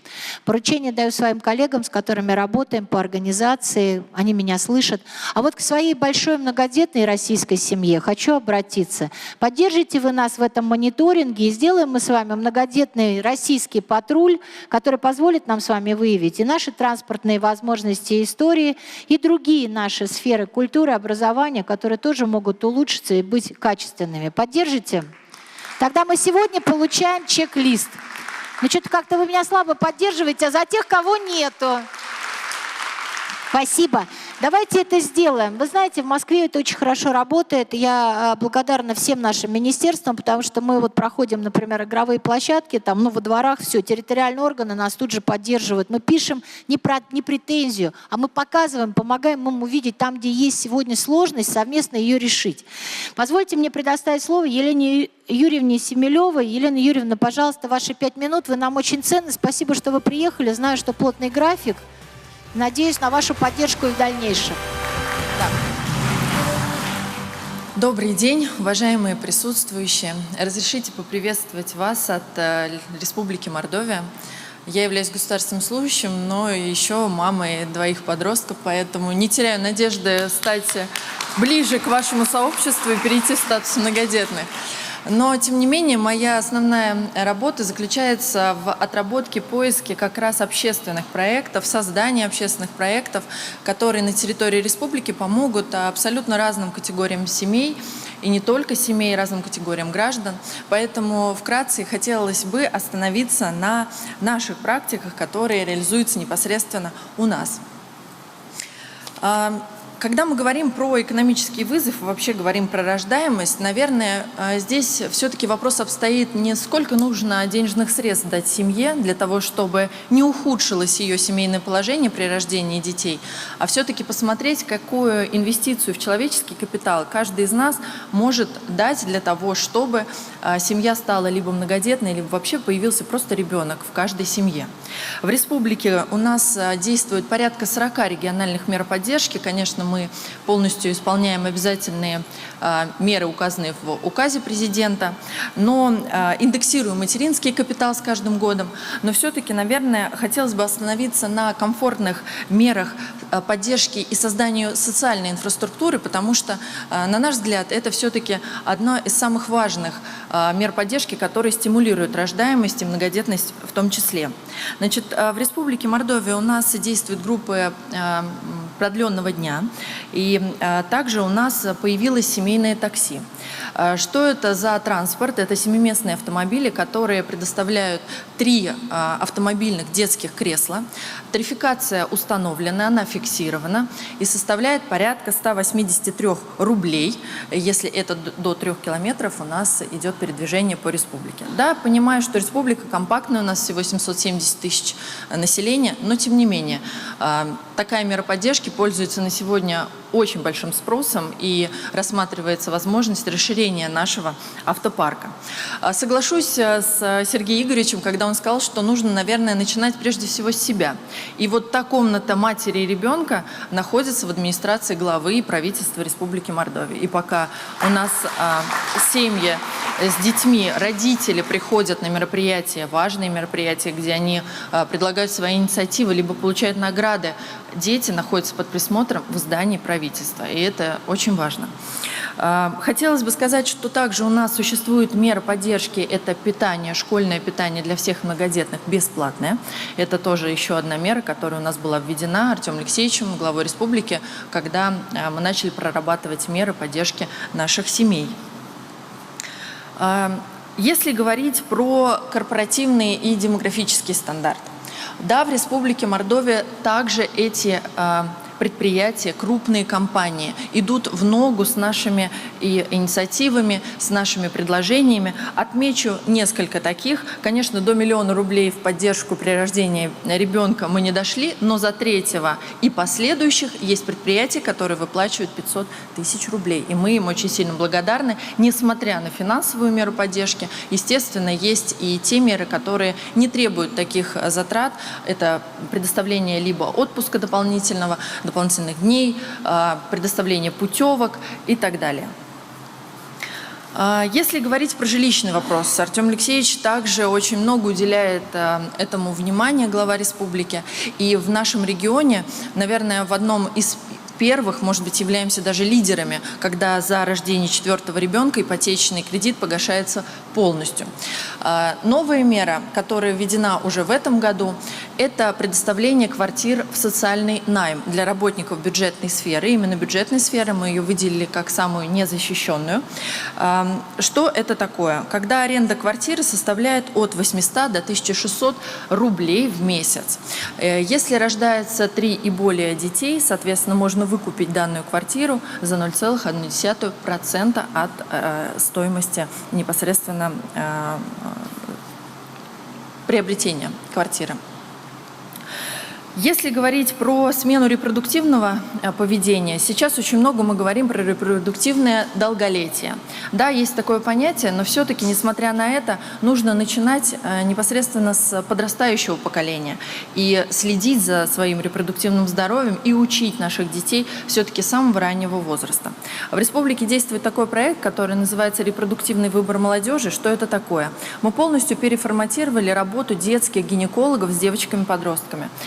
Начиная от речевых модулей общения, потому что мы, проанализировав ситуацию, поняли, что на сегодняшний момент девочка-подросток самостоятельно обратиться к врачу, к сожалению, по разному роду причин не может. Это и страх осуждения, и, в общем-то, какие-то некомфортные ощущения, страх неизвестности и так далее. Легче спросить у своей подруги, либо обратиться в интернет и найти там решение своих проблем.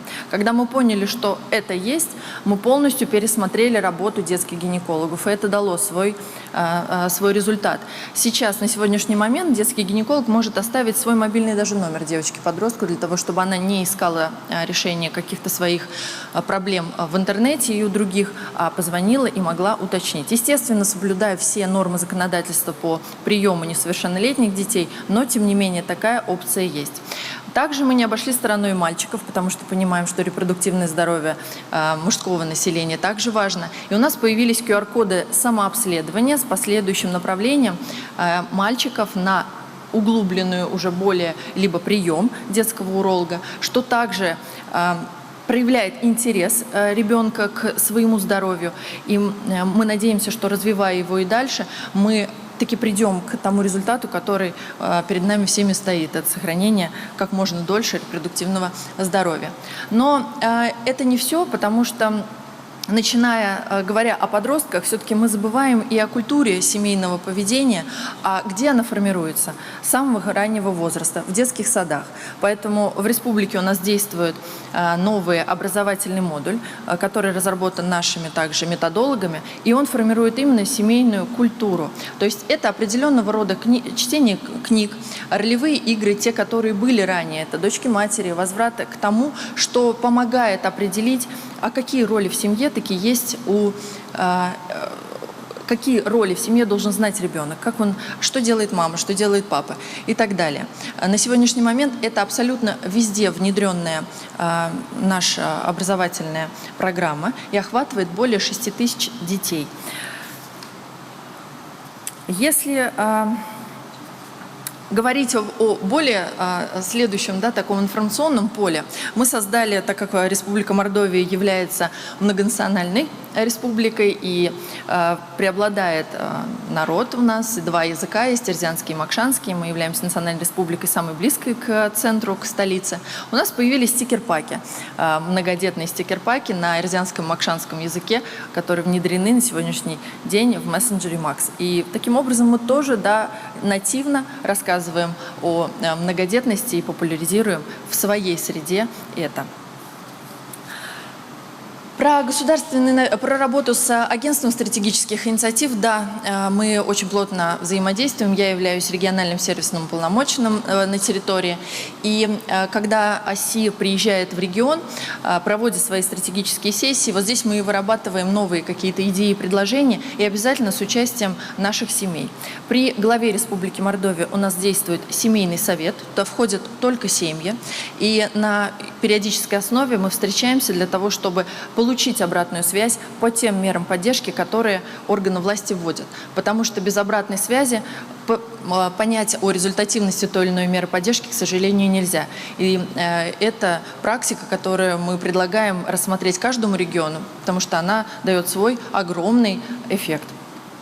Ну, в завершение, наверное, я скажу о том, что каждый регион по-своему проходит этапы сохранения, увеличения нашего населения. Но мы не забываем, что все-таки семья – это самое главное, и рождение детей – это та основная задача, которая стоит не только перед органом власти, но и перед каждым из нас. Спасибо вам большое за внимание. Спасибо большое.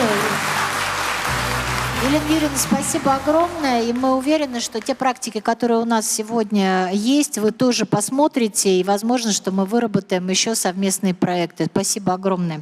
Я хотела бы предоставить слово Наталье Игоревне Москвитиной. Наталья, пожалуйста, ваши тоже 5 минут.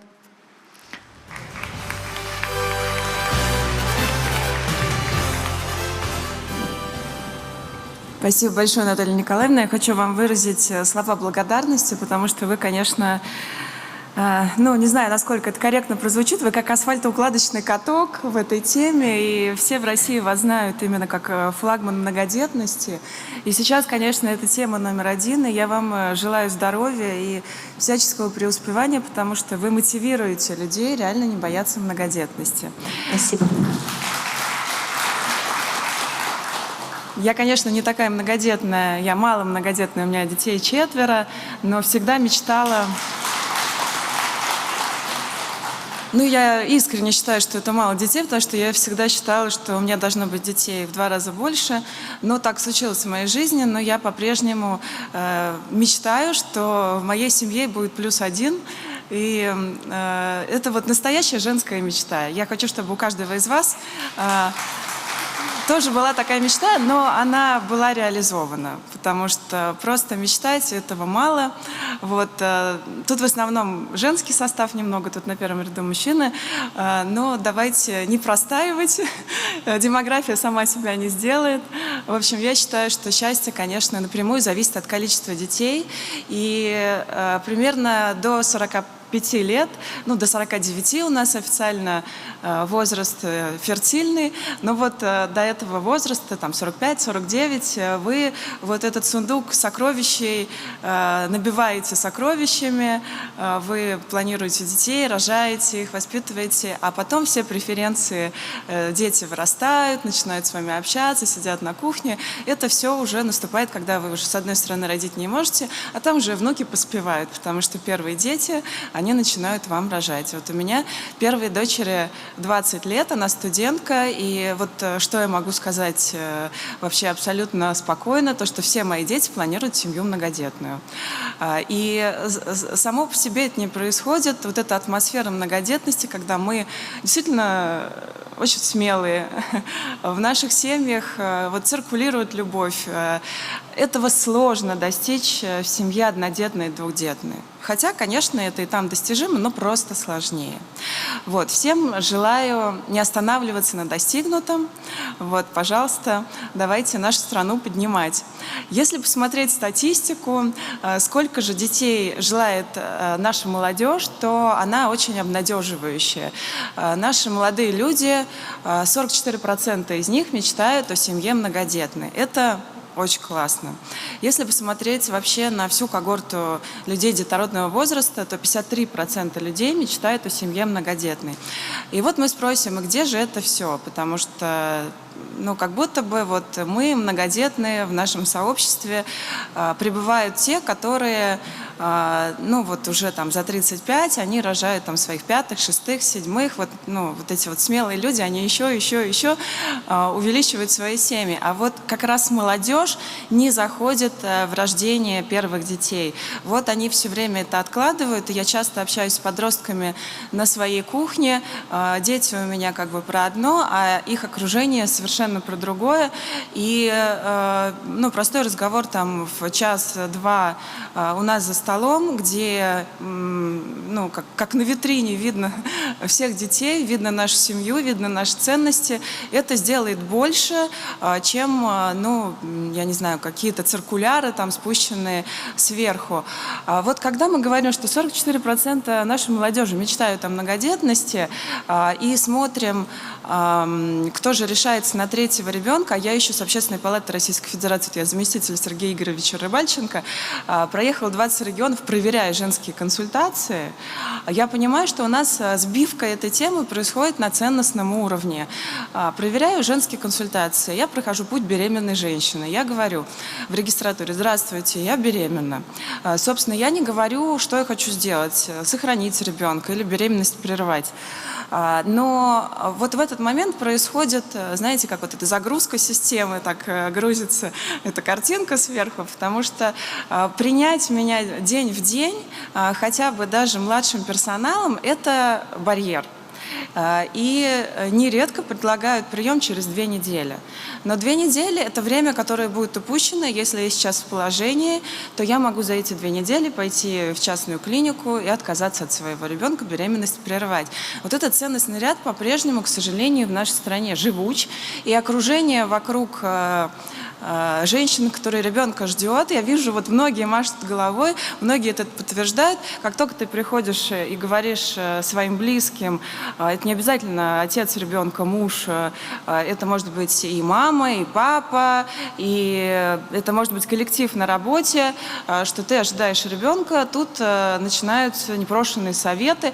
И вот с этим нам точно нужно работать и всем верить в то, что любой по счету ребенок, но в семье там моего коллеги, там, моей сестры, моей дочери, плюс 1 ребенок, 1-й это или 7-й, это абсолютная норма. И наша обязанность эту семью поддержать. У нас не должно быть никаких раздумий, у нас не должно быть никаких рано, поздно, зачем плодить нищету или мало родить, надо еще воспитать, абсолютно порочный тезис. И вот сейчас у нас идет перестройка этих смыслов, действительно декларируется абсолютно классные, правильные тезисы, в которых мы с вами живем, но, к сожалению, пока, когда спускается к конкретным физическим лицам, когда они приходят домой или приходят на свое рабочее место, слышат они совершенно другое. И вот эта вот такая вот контрацептивная идеология очень мешает нам принять решение правильное о рождении этого ребенка. И получается, что в проекции этих детей много. То есть до 12-й недели эти люди существуют. Но принять решение все-таки эту беременность сохранить или запланировать в ближайшее время, если тебе, например, 23 года, ты только что закончила вуз, тут есть вот такой идеологический барьер. Очень сложно с этим бороться, но именно мы можем это победить. Вот никто за нас это совершенно точно не сделает.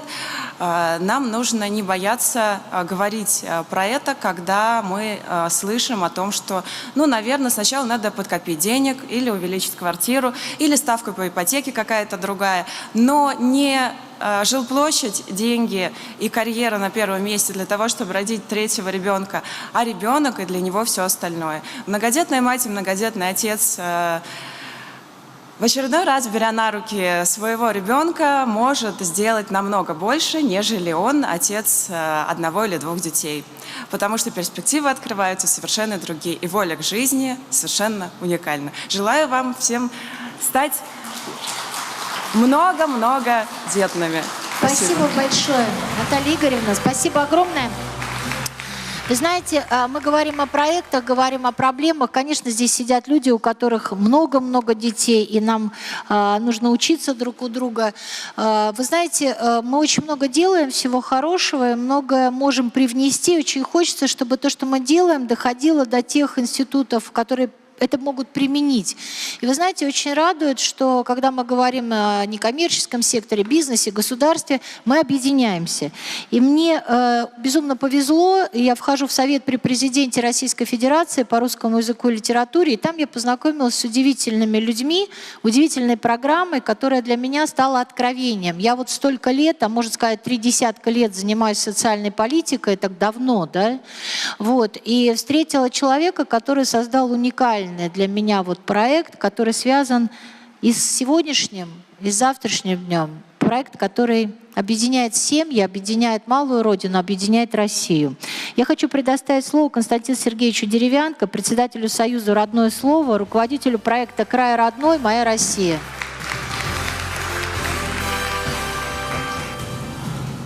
Дорогие друзья, дорогая Наталья Николаевна, для меня огромное удовольствие выступать перед вами в этой аудитории уже второй год подряд. Несмотря на то, что отец Дмитрий нас благословил сегодня на трудовую деятельность, я все-таки ощущаю такую легкость в пространстве, желание творить, энергию созидания. Вы уж меня за это простите, что я так метафорично, но я говорю, как чувствую. Поэтому замечательный вы, замечательный ваш уникальный лидер.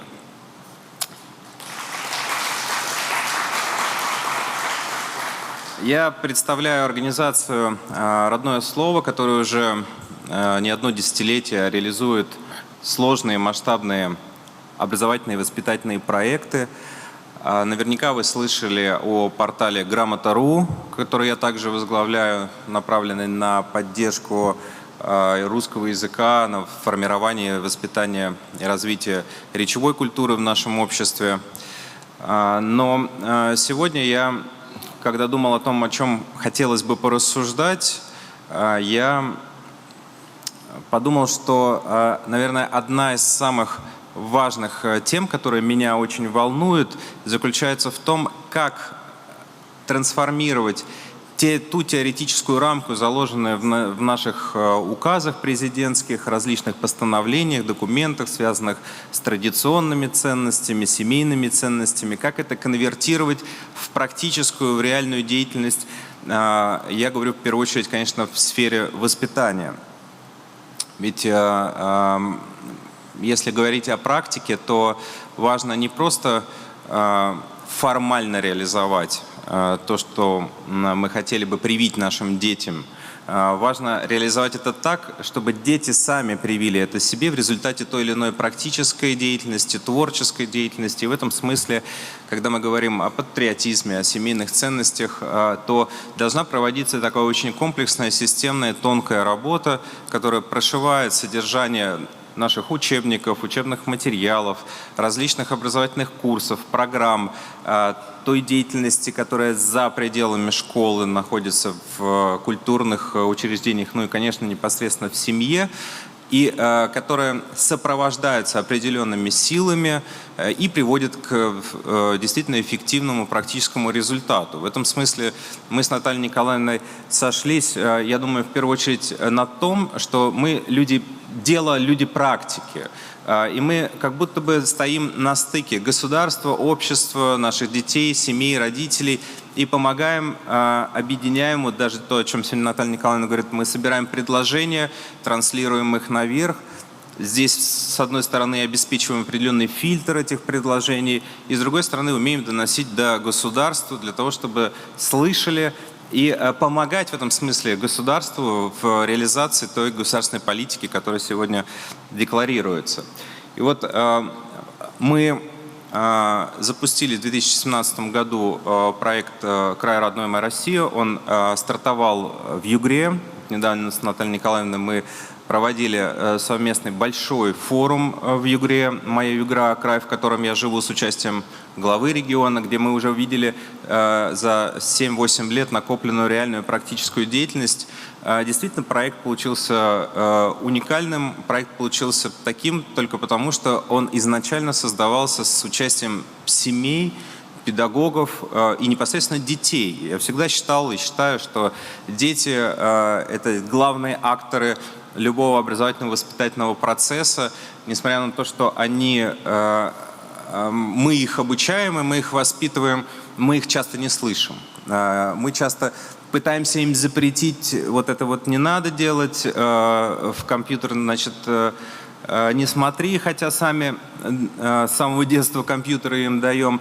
Roblox, например, давайте запретим, вот какой эффект получили, да, мы в результате такого необдуманного шага со стороны государственной структуры, запреты детской цифровой платформы. Я ничего за нее не хочу сказать, эта платформа не стоит часа времени, потраченного на книгу, но эффект, который получили мы в результате этого запрета, кстати, платформа уже разблокирована, заключается в том, что выросла популярность всех закрытых игр, регулятор государственный стал главным врагом среди школьников.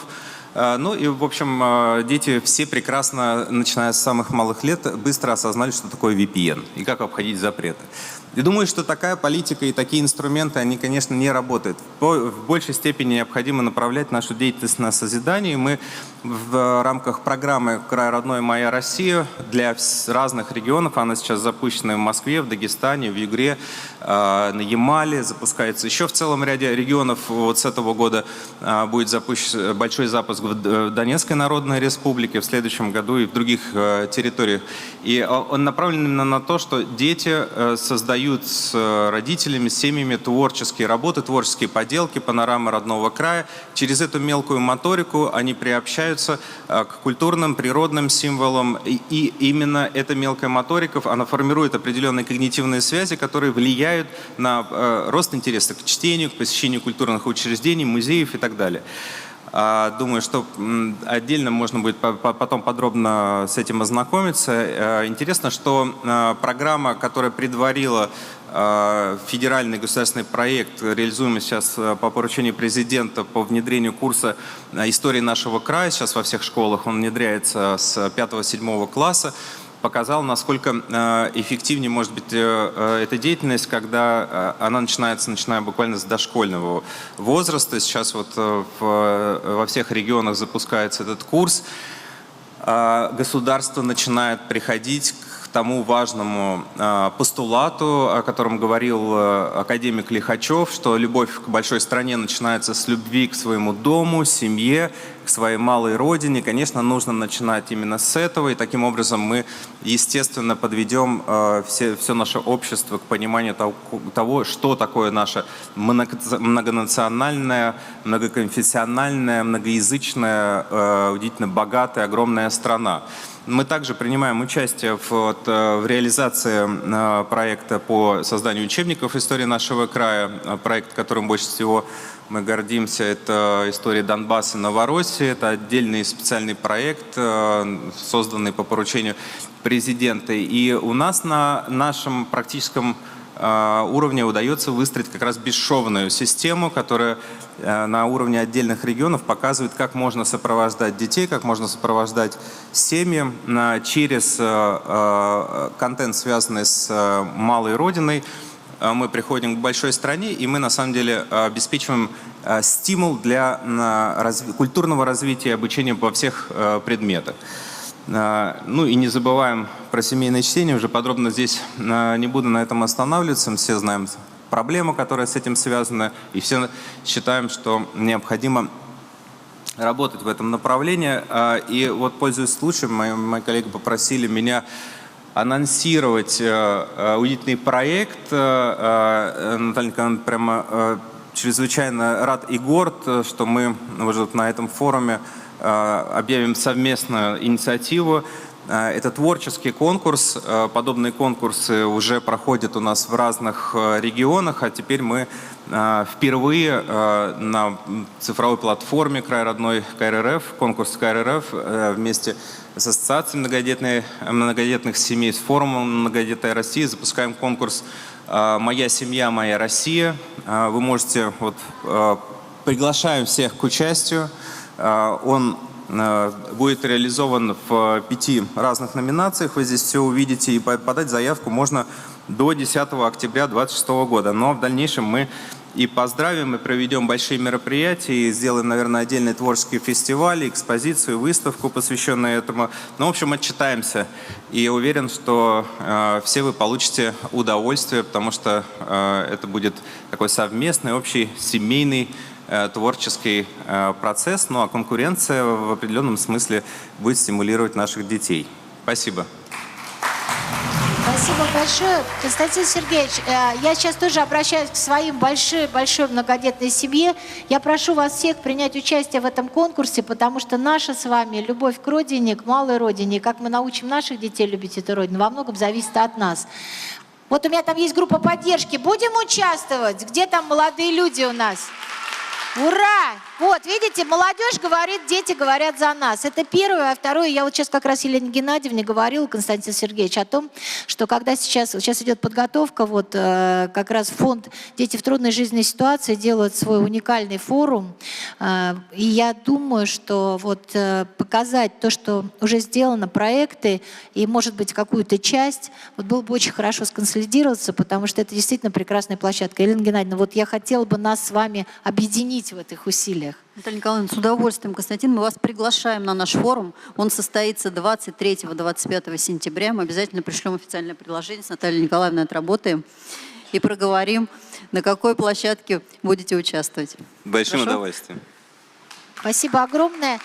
Вот так делается история на самом деле, когда объединяется лучшее. Учебник прекрасный, прекрасная история. Я видела в разных регионах проекты семей, проекты школ, учителей, детей, как дети рассказывают о своих наставниках, учителях, как дети говорят о своей семье, как бабушки и родители рассказывают о том, как дети погружены, и один ребенок сделал огромный макет своего малого края. Они не просто изучают историю, они создают проекты, они становятся архитекторами, они становятся творцами, живописцами, они умеют читать, писать на родном языке, они любят страну. И это действительно великая программа.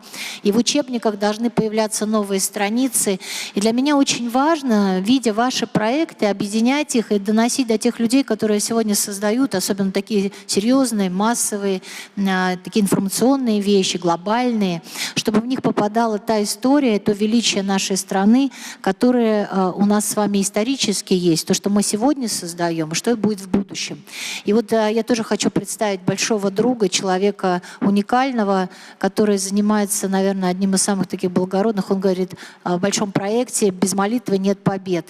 И Саш, я хотела предоставить тебе слово, Александр Валерьевич Шаров, потому что этот проект, я уверена, он не просто победитель, он еще проект, который появится, наверное, в каждом регионе. И вместе с Константином Сергеевичем, я уверена, что это появится в учебниках, это появится в наших регионах. И все, что мы сейчас говорим, проекты, вы можете подключаться и давать свой материал, свою историю. Мы очень в этом нуждаемся. Я поэтому к вам обращаюсь с тем, что сегодня уже необходимо делать и делиться друг с другом. Саша, пожалуйста. Добрый день, уважаемые участники форума. Наталья Николаевна, Елена Геннадьевна, спасибо большое за возможность выступить на таком важном и представительном собрании. Очень приятно и радостно было сегодня услышать, как много делается в нашей стране в области социальной политики от представителей федеральных ведомств, от представителей регионов, от представителей общественных организаций. Я бы хотел сказать несколько слов о том проекте, который мы задумали совместно с моей женой Натальей, представительницей знаменитой мастерской иконописной династии. Мне, как профессиональному историку... Саш, ну давайте Наташа встанет, тоже мы поаплодируем, потому что это иконописец, человек династии. Мне, как профессиональному историку со студенческих лет, было заметно, что все наши самые значимые военные победы были одержаны при незримой и даже зримой помощи свыше. Что в победе на Куликовом поле нас поддержала Донская икона Божьей Матери. Что польских интервентов из Москвы мы прогнали под сенью Казанской иконы Божьей Матери. Что перед Полтавской битвой Петр I молился к Каплуновской иконе Божьей Матери. Что доблестным защитникам Порт-Артура помогала Порт-Артурская икона Божьей Матери.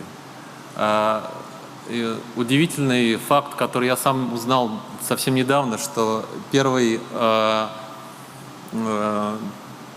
маршрут, первые грузовики по дороге жизни из блокадного Ленинграда пошли 23 ноября, в День памяти иконы Богородицы Невской Скоропослушницы, которая почиталась в Санкт-Петербурге и которая чудотворной находится в Александро-Невской лавре. И мы задумали проект, где в уникальной технике лаковые миниатюры, которая является таким, нашим национальным художественным достоянием, которое неповторимо и которое нет ни в одной стране мира, изобразить вот эти самые знаменитые военные победы, одержанные под сенью наших прославленных чудотворных икон.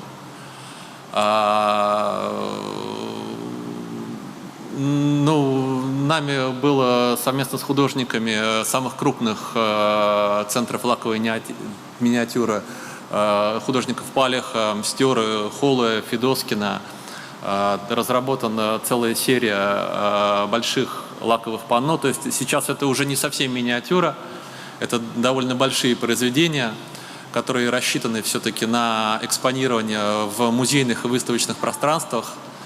Это сейчас успешно реализовано. Этот выставочный проект, он готов к показу. И я очень благодарен Наталье Николаевне, благодарен форуму за возможность представить это в конкурсной программе, за ту поддержку, которая оказана. И очень надеюсь, что этот проект позволит расширить интерес у детей и юношества к родной истории, к родной культуре, к традиционным ценностям, что является одной из важных и очень актуальных общественно-политических задач на данном этапе. Еще раз хотел бы поблагодарить за возможность рассказать о своем проекте на форуме. Спасибо большое. Спасибо большое. И я сейчас подведу итог нашей пленарки. Мы немножечко вышли за рамки, но здесь самые сильные сидят, самые настоящие. Мы бежим дальше, конечно. Но, знаете, я подведу итог. Сегодня очень много хороших слов сказано мне. Но поверьте мне, что я не являюсь вашим лидером или человеком, который где-то идет вперед. Я учусь у вас. Я такая же, как вы. Просто вы мне доверяете. И у меня есть возможность от вашего имени говорить все то, что очень важно и значимо для нас. Я благодарю вас за ваше доверие, я благодарю вас за вашу заботу, которую я чувствую от вас, за вашу поддержку. Я благодарю всех своих коллег за то, что каждый из них эти десятилетия, которые мы идем вместе, помогает, уважает и ценит тот труд, который оказывается и делает вся моя команда. Человек, который может быть успешным, как в семье, так и в команде, он поддержан теми людьми, кто рядом. Один человек не может ничего, он может только хотеть. А реализовать он может это с большой командой. В моей жизни это команда профессионалов, которая сегодня выступала, которая сегодня находится в рабочих кабинетах.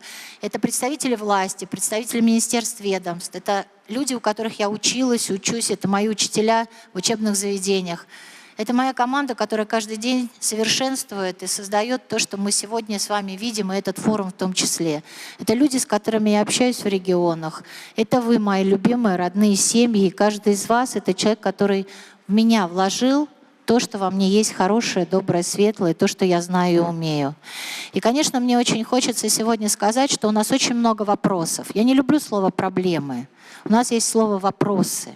И мы должны их задавать себе, мы должны задавать их государству, правительству, каждому конкретному чиновнику, человеку. Мы должны сегодня задать эти вопросы для того, чтобы искать решения. И только в конструктивном диалоге, не когда мы говорим все плохо и ничего не предлагаем, а вот когда мы создаем и знаем, как решить эти вопросы, мы можем смело идти к власти и говорить: мы рядом. Мы готовы сотрудничать. Есть вот эта форма, вот это даст больше эффективности. Давайте попробуем. У нас сложный финансовый блок. Нам всегда говорят, что это самый такой, знаете, барьер большой. Но с финансистами нужно говорить на их языке. И нужно, чтобы они нам помогали считать. Нам иногда кажется так правильно. Посчитаем, получается неправильно, не по деньгам, а по эффективности. Иногда можно хуже сделать даже самому себе, видя, что кажется хорошо. Мы с вами очень много об этом говорим, я не буду тратить время, у нас будет еще завтра день, мы об этом будем разговаривать.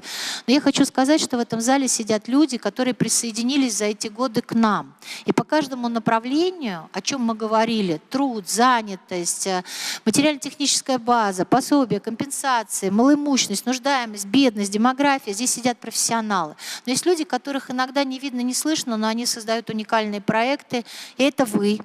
И это те люди, которые нам помогают. И в зале сегодня присутствует директор института Косыгина, кафедры искусства, дизайна. В общем, там, если перечислять, сейчас займет 5 минут, я экономлю время. Ольга Владимировна, Алена, пожалуйста, встаньте, девочки, потому что у наших детей появляется возможность получать уникальные профессии, конкурсы, которые проводятся институтом. И это есть возможность не только у Москвы, это есть возможность у России. Приходите в этот институт, там готовят профессионалов, там готовят будущее, там поддерживают искусство, но поддерживают и декоративно-прикладное искусство, которое сегодня народные промыслы. А мы все рукастые, мы же вообще таланты. У нас с вами какие выставки-то идут. Вот это наш профильный институт, они здесь, они с нами, они готовы помогать. Я хочу поблагодарить ребят бизнеса, потому что для меня это огромная поддержка. И то, что вы делаете на земле каждый день, не только в своей компании, но и для тех семей, которые есть, это ценность. Я хочу поблагодарить сегодня Всеволода и всю его команду, потому что это те люди, которые никогда никуда не выходят. Они стесняются, они максимум могут выйти, вручить подарок на сцене, но они делают тысячи и тысячи вещей, которые помогают каждый день семье.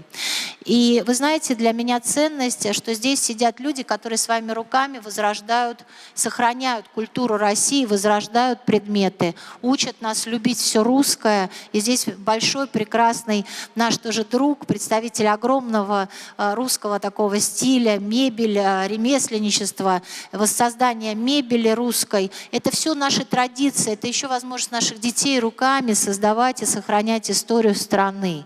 А мы вот многодетные, мне кажется, настолько талантливые. Сегодня будет показ мод, сегодня будет... Мы с вами создаем выставки, мы создаем с вами произведения искусства, мы работаем во всех различных техниках. Вот я прихожу на самые классные выставки и ярмарки, где проходит народное творчество, там таланты. Вот говорят о талантах. Да талантливее многодетных семей я вообще не знаю, кто есть вообще. У нас такие таланты. Мы поем, пляшем, создаем, рисуем, работаем, рожаем детей. И вообще шедевры все за нами. И если посмотреть на великих людей, большинство из них все из многодетных семей. Менделеева всегда называем в пример. Да? То есть мы и других знаем, таких великих. Вы знаете, я не буду сегодня говорить о том, что нам надо, потому что я уже об этом сказала. Вы все знаете, вот сегодня Сергей Игоревич, мой друг большой, сказал, что я на экономическом форуме была жесткой. Я не жесткая, я справедливая и честная. Нет, я наоборот похвалил. Я хотел сказать я всегда иду всем, в хорошем что смысле. Наталья Николаевна отстаивает интересы. И очень знает меня. И ваши интересы. Меня знают хорошо и Министерство труда, и правительство. Я буду всегда говорить то, что нужно семьям, даже если это немножечко не бьется с финансами или еще с чем-то. Я буду говорить о том, что нужно для страны, для семей, и для того, чтобы мы создавали. По одной простой причине. Я мама, я общественник. Я человек, который точно знает каждый день, что нужно семье, и ради этих людей я 24/7 нахожусь в своем маленьком общественном кабинете, общаясь с ними и езжу по России. Я люблю свою страну. Я очень люблю то дело, которым я живу. И все, что я делаю от души. Потому что я знаю, за мной стоит моя семья, у меня есть внуки. Я хочу, чтобы они жили в великой стране. И все, что сегодня я создаю вместе с вами, И почему иногда я, может быть, иду вразрез с общей концепцией, да, и кажется, что я опять говорю о едином пособии, что президент его ввел на каждого ребенка. И мне скажут, ну что ты, у нас это все есть. У нас это есть, но немножко не так. А вот если еще вот так, помните, как про мать-героиня говорили? А ведь как классно, что она появилась. И как здорово, что сегодня она приравнена к герою труда. И как здорово, и я уверена, появится материнская слава и отцовская. И я уверена, что все будет так, как должно быть. Потому что в нашей стране самые лучшие люди. Мы выиграли не одну войну и выиграем всегда. Мы победим, потому что мы любим по-настоящему. И форум — это не поговорить, это не митинг, это не похлопать в ладоши.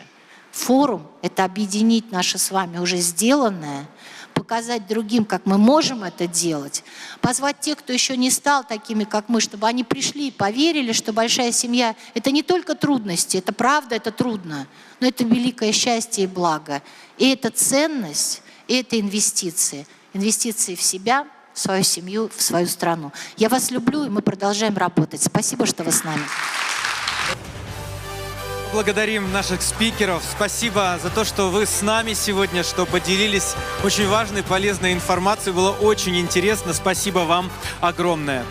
Спасибо огромное, Наталья Николаевна, Елена Геннадьевна, спасибо. Спасибо всем, кто сегодня присутствует на нашем форуме. Сейчас небольшое объявление для вас. Уходим на небольшой перерыв, но в 14:00, внимание, в 14:00 в конференц-зале номер 3 пройдет специальная секция «Бизнес и многодетность». И огромная просьба не опаздывать. Так же, как уже говорила Наталья Николаевна, сегодня вас ждет показ мод, уникальный показ от наших российских современных дизайнеров со всех уголков нашей матушки России. Ну и, конечно же, будет награждение. Хорошего вам дня, отдохните немножко. И напоминаю, в 14:00 в конференц-зале секция «Бизнес и многодетность». Не опаздывайте. Спасибо.